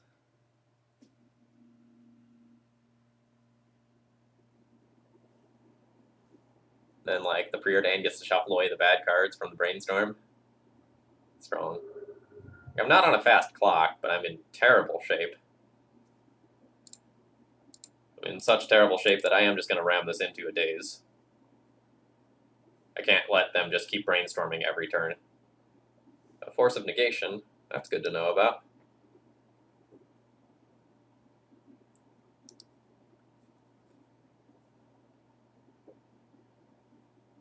Yeah, so I was already down on D&T once this card got printed and started to swing the Delver matchups way closer to even than I would like.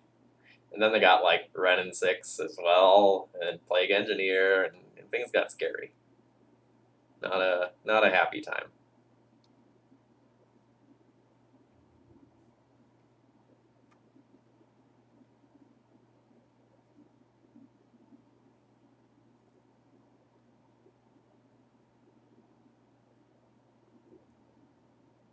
Maybe they'll run out of cards to keep flashing back with the Arcanist.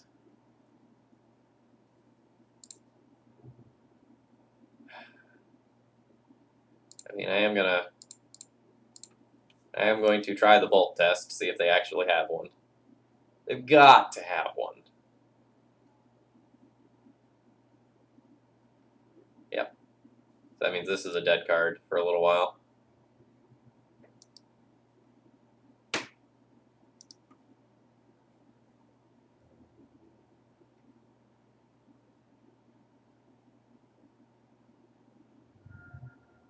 Oh, wow, they just sent the Bolt at my dome. I guess that means they have another.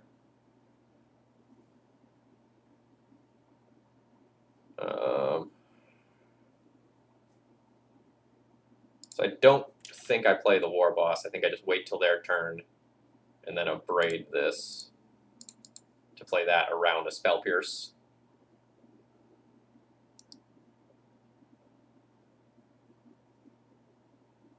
Oh my gosh, an empty board. Well, now I'm fine with trading a War Boss for a Lightning Bolt.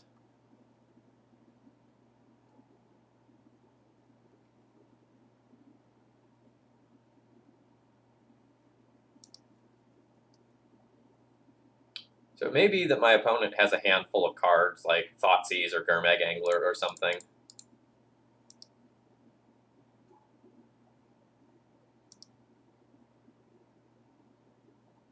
So I'd love to find like a Planeswalker, a Chalice. Hey, do I want to play this around Spell Pierce? I kind of just want to... Well, no. Like, the longer I wait, the higher chance of them drawing like a Force of Negation or Force of Will. So I will jam it. It runs into Spell Pierce currently, but oh, that can just happen too.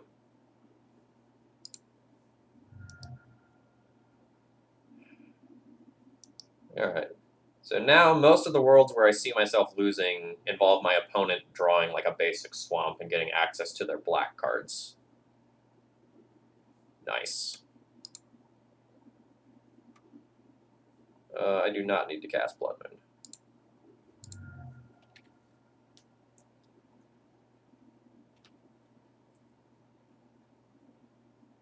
Man, I really don't believe that we're... Oh, I'm so glad I didn't have True Name there. I don't believe that we're pulling ahead in this game. Like, our opponent really had everything at the beginning of this game. No, I don't need to cast that. Let's just turn that into damage. Let's create a 2/2.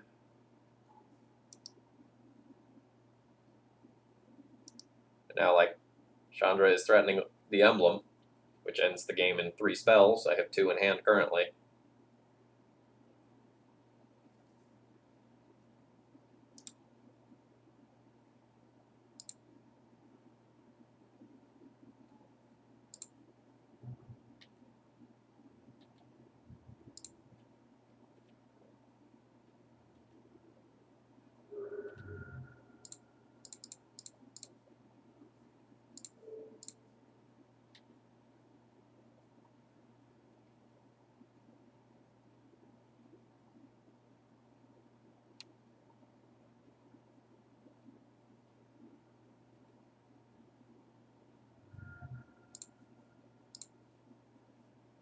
No, I can't cast that this turn.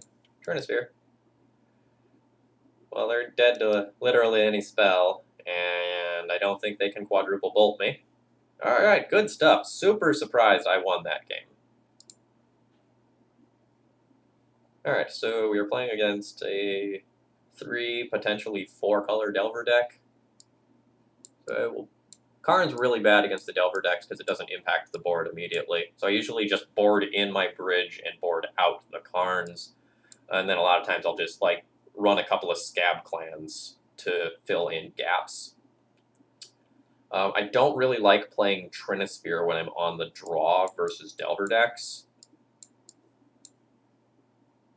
So if I do that, I'd still be 1 card short. This is some of the awkwardness of actually going and playing the Karn package.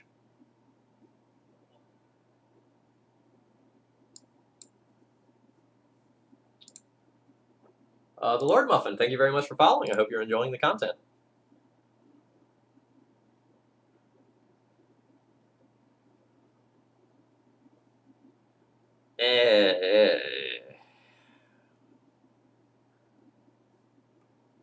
So this is a hand that is full of good cards. So I'm going to be keeping it. However, I don't really expect to necessarily win this game unless I draw more lands. But I don't think I can throw back a hand that can turn 1 Chalice through 8 days.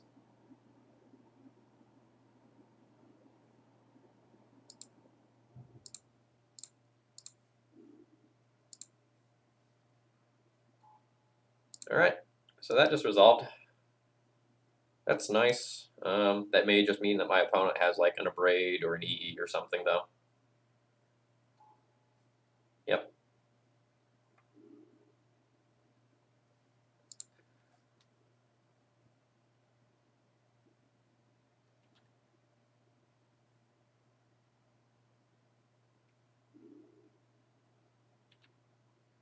Really sad that my opponent didn't give me an opportunity to blow up that EE. That would have been so clutch.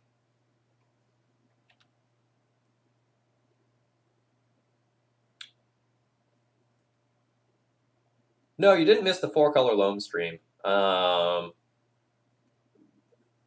was your donation, right? I was planning on doing that on Wednesday, because you said you wanted to do it like Wednesday or Thursday.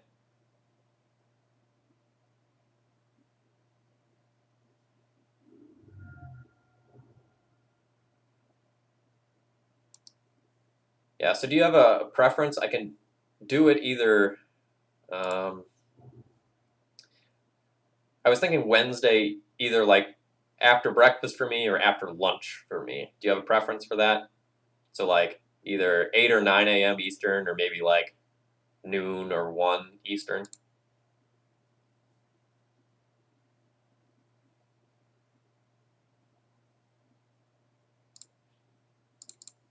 Let's jam.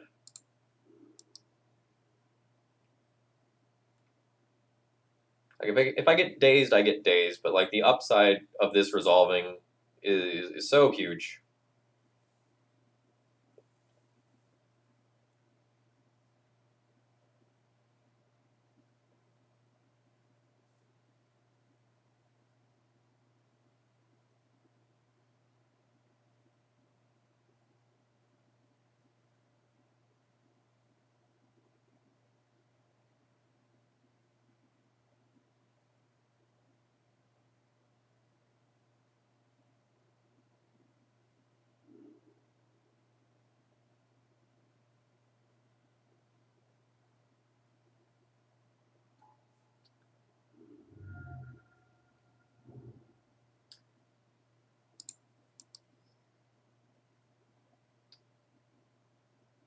No, no, I was just looking at it, trying to figure out meaning. Latin is a little tricky in that like some words have multiple meanings.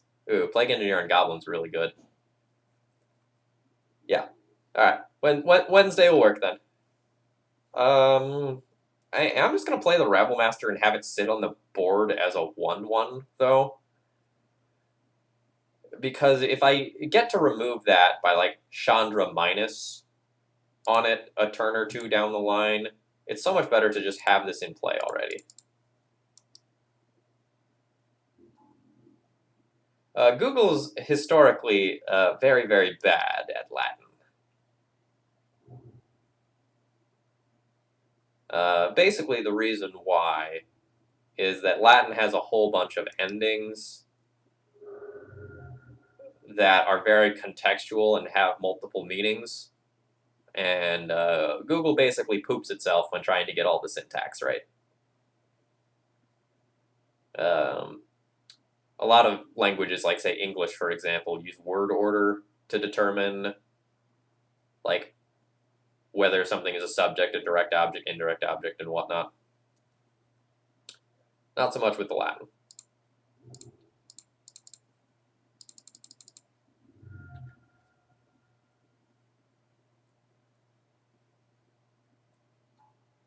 Ooh, let's destroy that.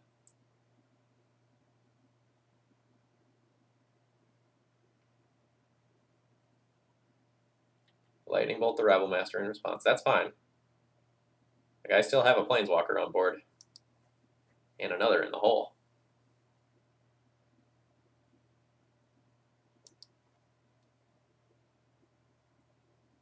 If they have another bolt, they can now bolt the Chandra.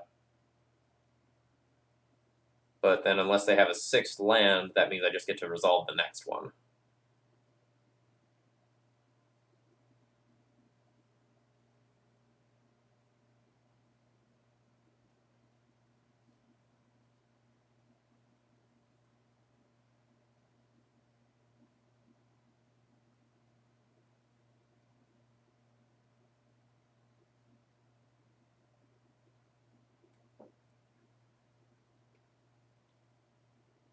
Ooh.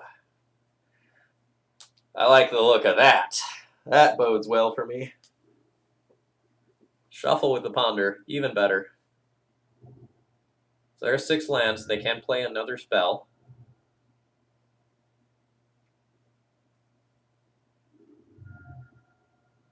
All right.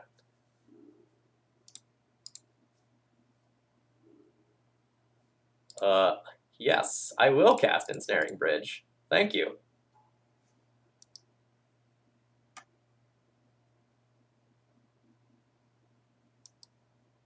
No, Chrome Mox Ensnaring Bridge Trinisphere is a little weird, but life's pretty good right now. Alright, Snapcaster Lightning Bolt takes out the Chandra. But that's okay.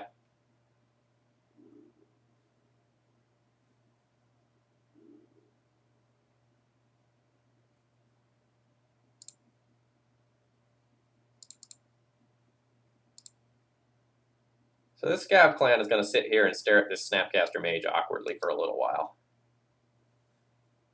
But it's fine. If I can get this Renowned, it's very good.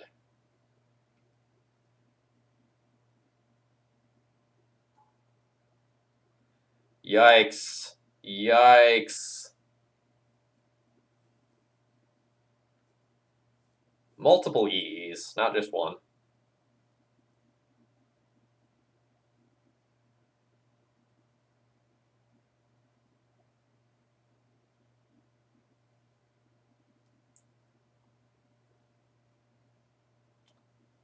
So my opponent's thinking about whether or not they want to pop this or whether or not they want to like sit on this for a little while.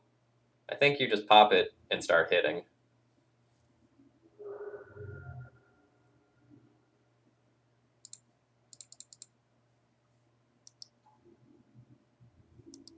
So now we're at the point, though, where my top decks as a whole are going to be much better than their top decks. I say as they draw their best possible top deck. Yo. That's very good.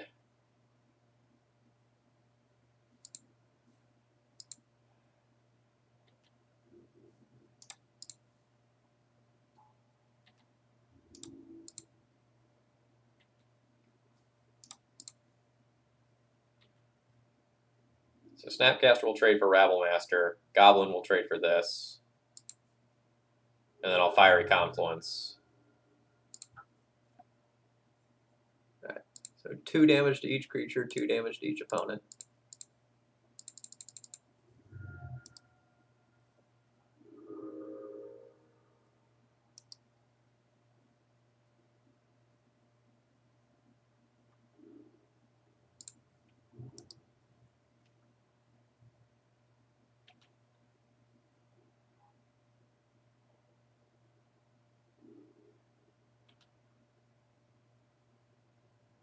So they've got lots of like soft permission and things like that that are going to be of medium power level that they're going to be drawing. I have a lot of gas. They do have more cards than me.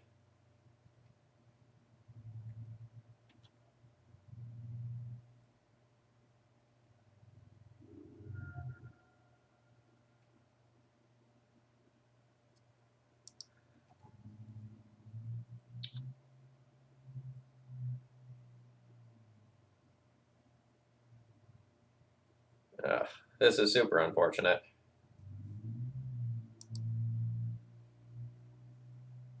So now essentially to get anywhere, I have to have 2 good cards in a row on top.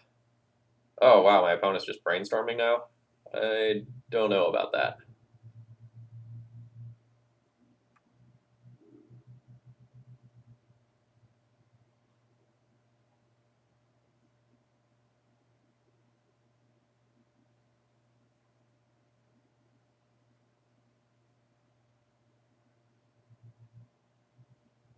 I think I want to play this out so that I don't have to like shock myself with an Ancient Tomb if my opponent like wants to daze me or something.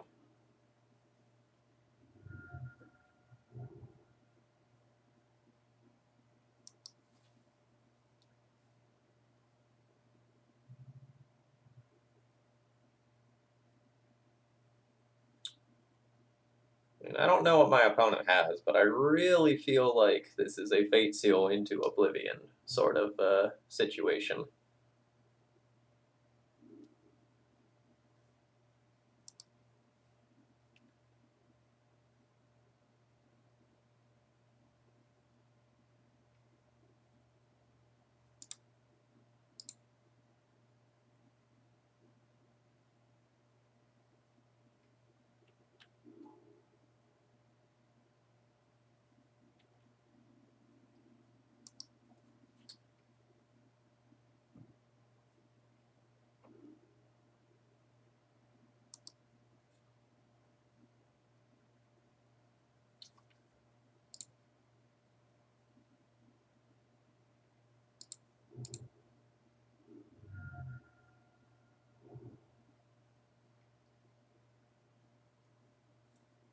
I also don't love that fetch, because that puts them in range where a Fiery Confluence is lethal.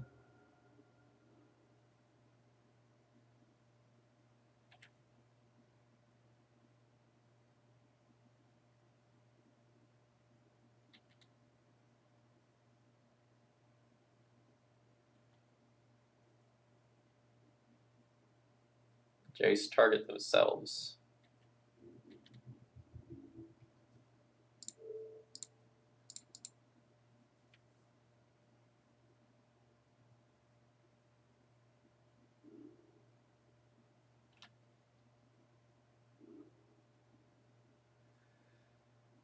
I mean, gotta try.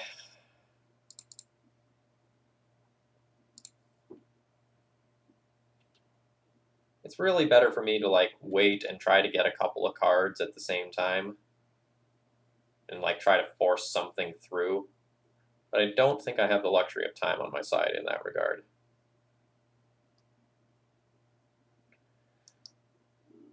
K-Command's pretty savage there.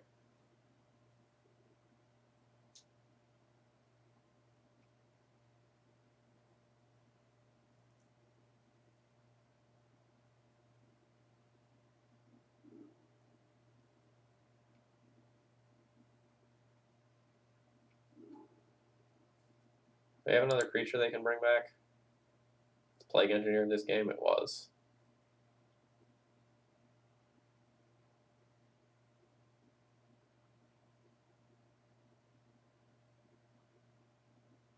It eliminates a decent number of outs.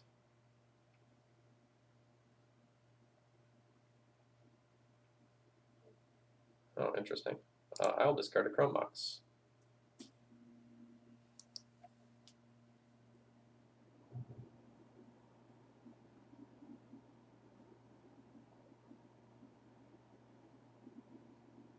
Opponent's play patterns have been interesting this game.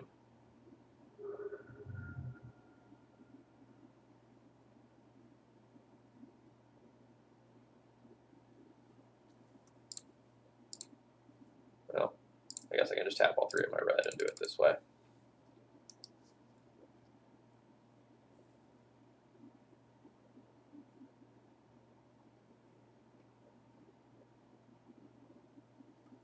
Alright, I mean, we got to force a will out of that. That's totally fine with me.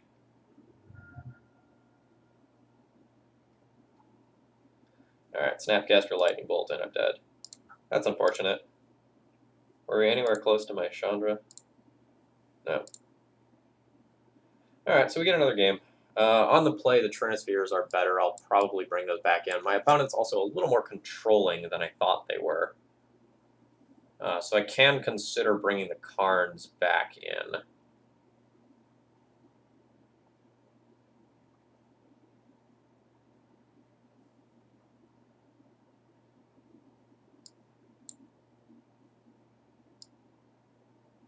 So what would that look like? I'd probably have to like not play these.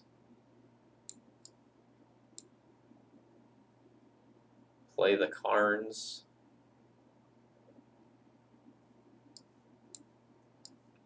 My opponent has a lot of basics, so I could choose to like skimp on the Blood Moons. But they also can like lead to the free wins.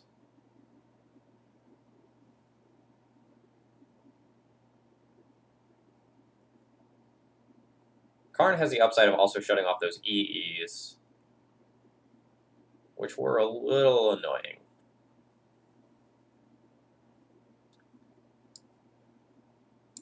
So what if I trim and abrade and trim one goblin and run it like that? I like that. I would like to play first. This is an easy mulligan. Sand doesn't do anything. This is annoying. I will be keeping this.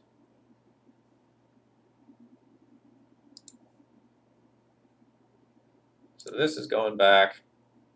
And I think this wins me the game if we go long. So I think I pitched this.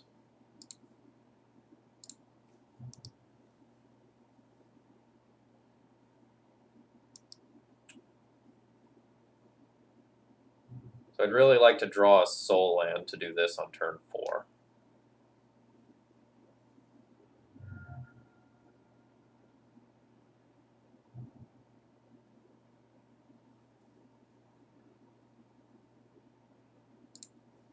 Alright, as requested.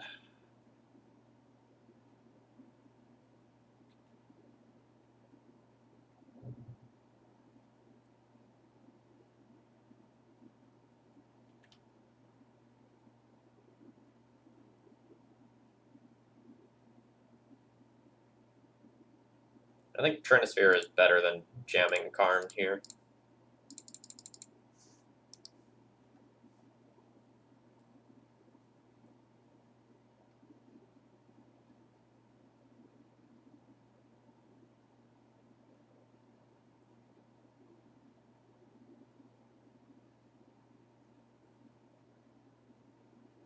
So if this Trinisphere resolves, and I actually get to cast this card, I think this goes all the way.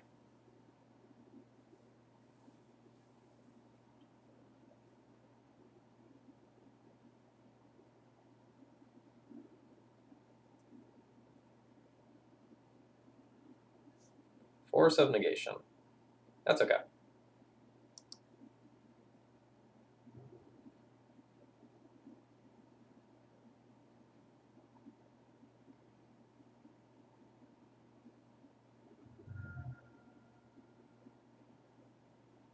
Do my opponent have a second piece of discard?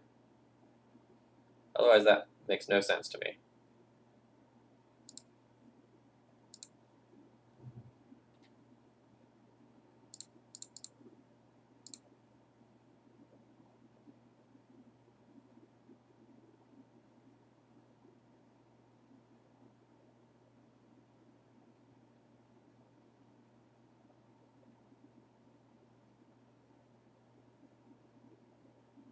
Maybe they didn't realize this couldn't be countered or something.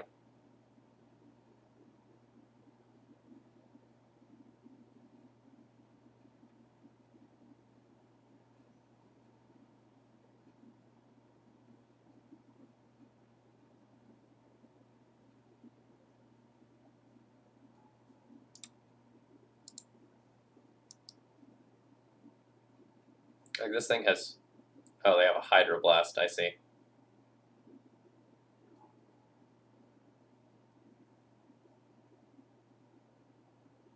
I mean, this emblem's still very good against them.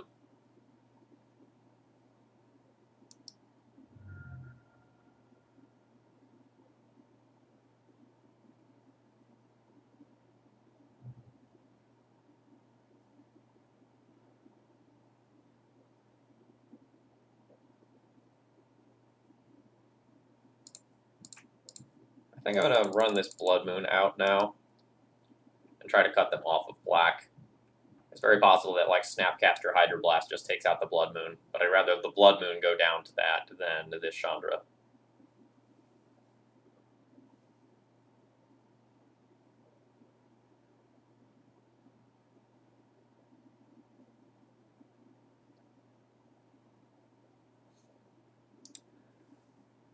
Having a plus that generates an emblem is pretty insane.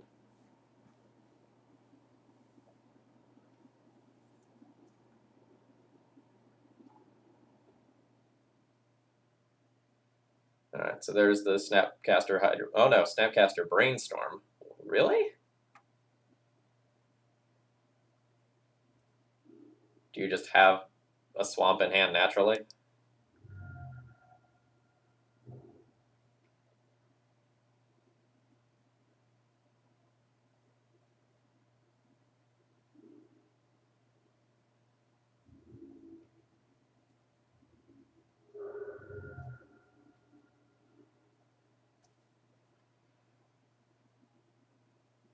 So my opponent has EEs, so I don't know that I necessarily want to play out this Blood Moon. And it can also just be a card in hand in case I draw a Chrome Mox.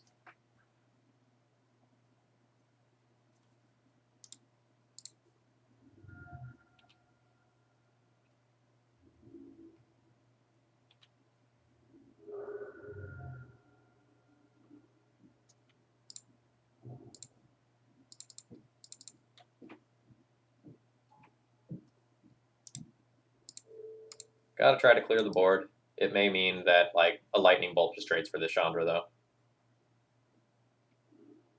Yep, that's fine. Again, like, I technically have a win condition in play.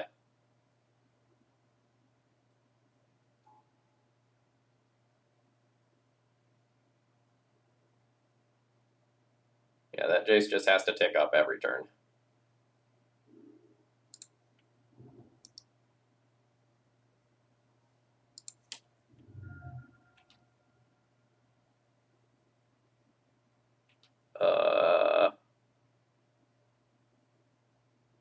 I don't really know how many rainstorms you can afford to do, friend.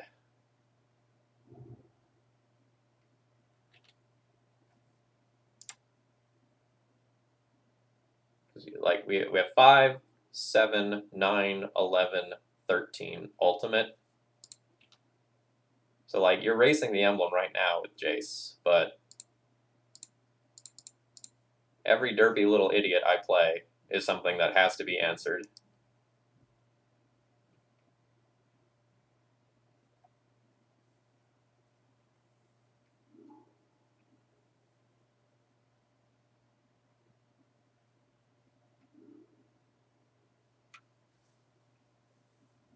And I guess that was a reason to play out the second moon.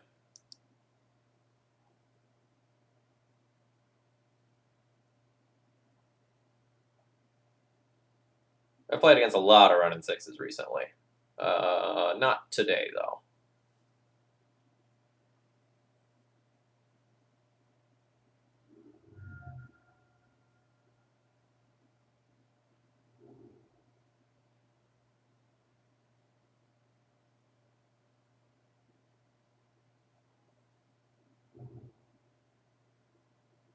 Bloodstained Mire gets the basic swamp. That's kind of annoying.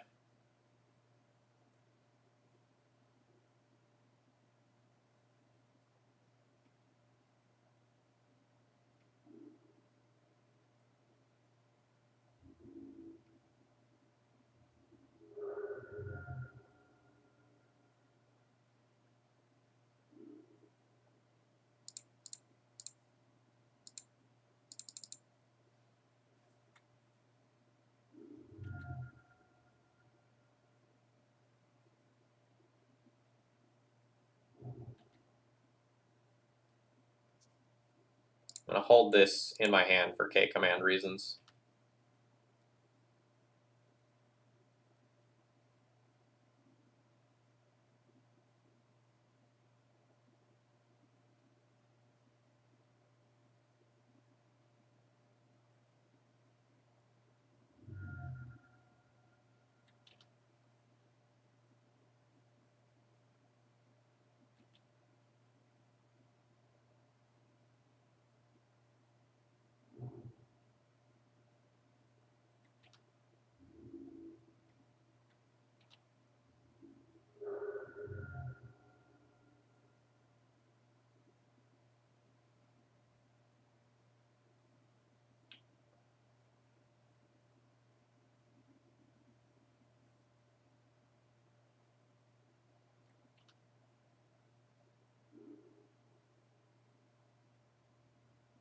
Nice, nice.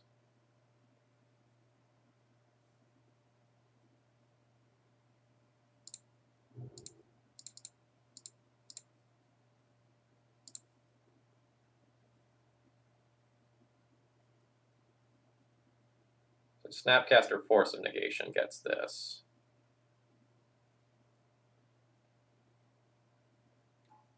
No?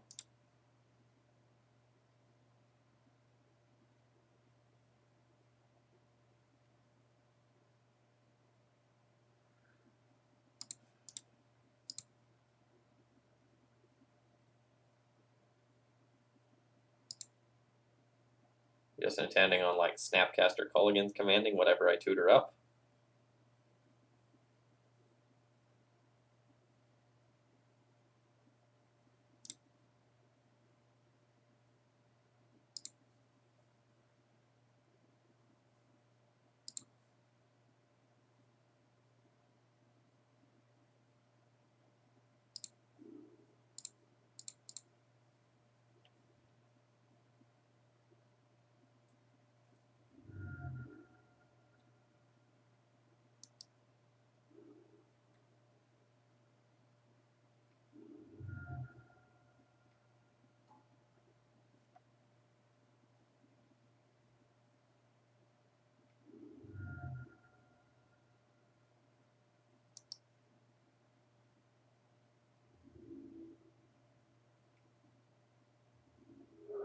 Oh, do they just have another bolt to finish me? And they just didn't care about this?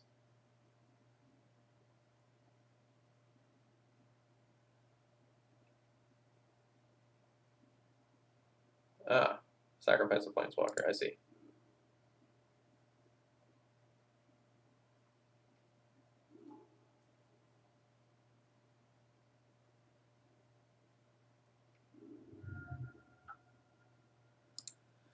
Alright, so that's officially the first game where that Chandra resolved that I did not win, but it did get hydroblasted immediately. So I guess that's that. But it's got like a, I don't know, something like a 10-1 track record of like games where I cast it and games that I won. So I think that's A-okay. I think my opponent played like the last turn there really well, although I really question some of their usage of Jace on other turns. All right, I mean, we lost to a deck that was pretty well suited to beat us in that last round, in that like they had main deck EEs that got them out of like a chalice that otherwise would have absolutely destroyed them. You know, they had multiple EEs, Force of Negations, and things like that to answer some of my big bombs. So that was a 2-3 performance, but that was my first 2-3 league in, I don't know, I've probably played like 40-ish games, something like that. So I'm okay. Like, I feel super, super good about the deck list. I hope that was abundantly clear. If I play the Legacy Challenge tomorrow, I might end up playing this 75 or something very close to it. I hope you're enjoying, folks. I should be back to streaming on a regular basis now. Yeah, I expect to see maybe 3 or 4 streams sometime in this next week. My girlfriend's going to be out of town, so I'm going to be pretty bored. So consider doing something to support me if you're enjoying that. No, I will never stream a Legacy Challenge. I think it's just like inviting people to ghost you, and I don't think that's a good place to be in any event that's anywhere near competitive. So let's see who else is streaming. Is Arkan still streaming? Arkan's still streaming. So folks, that's it for me today. If you like what I'm doing, consider following. I'm going to go ahead and raid my friend Arkan, who we will be playing some Legacy. Cheers, folks. I'll see you later.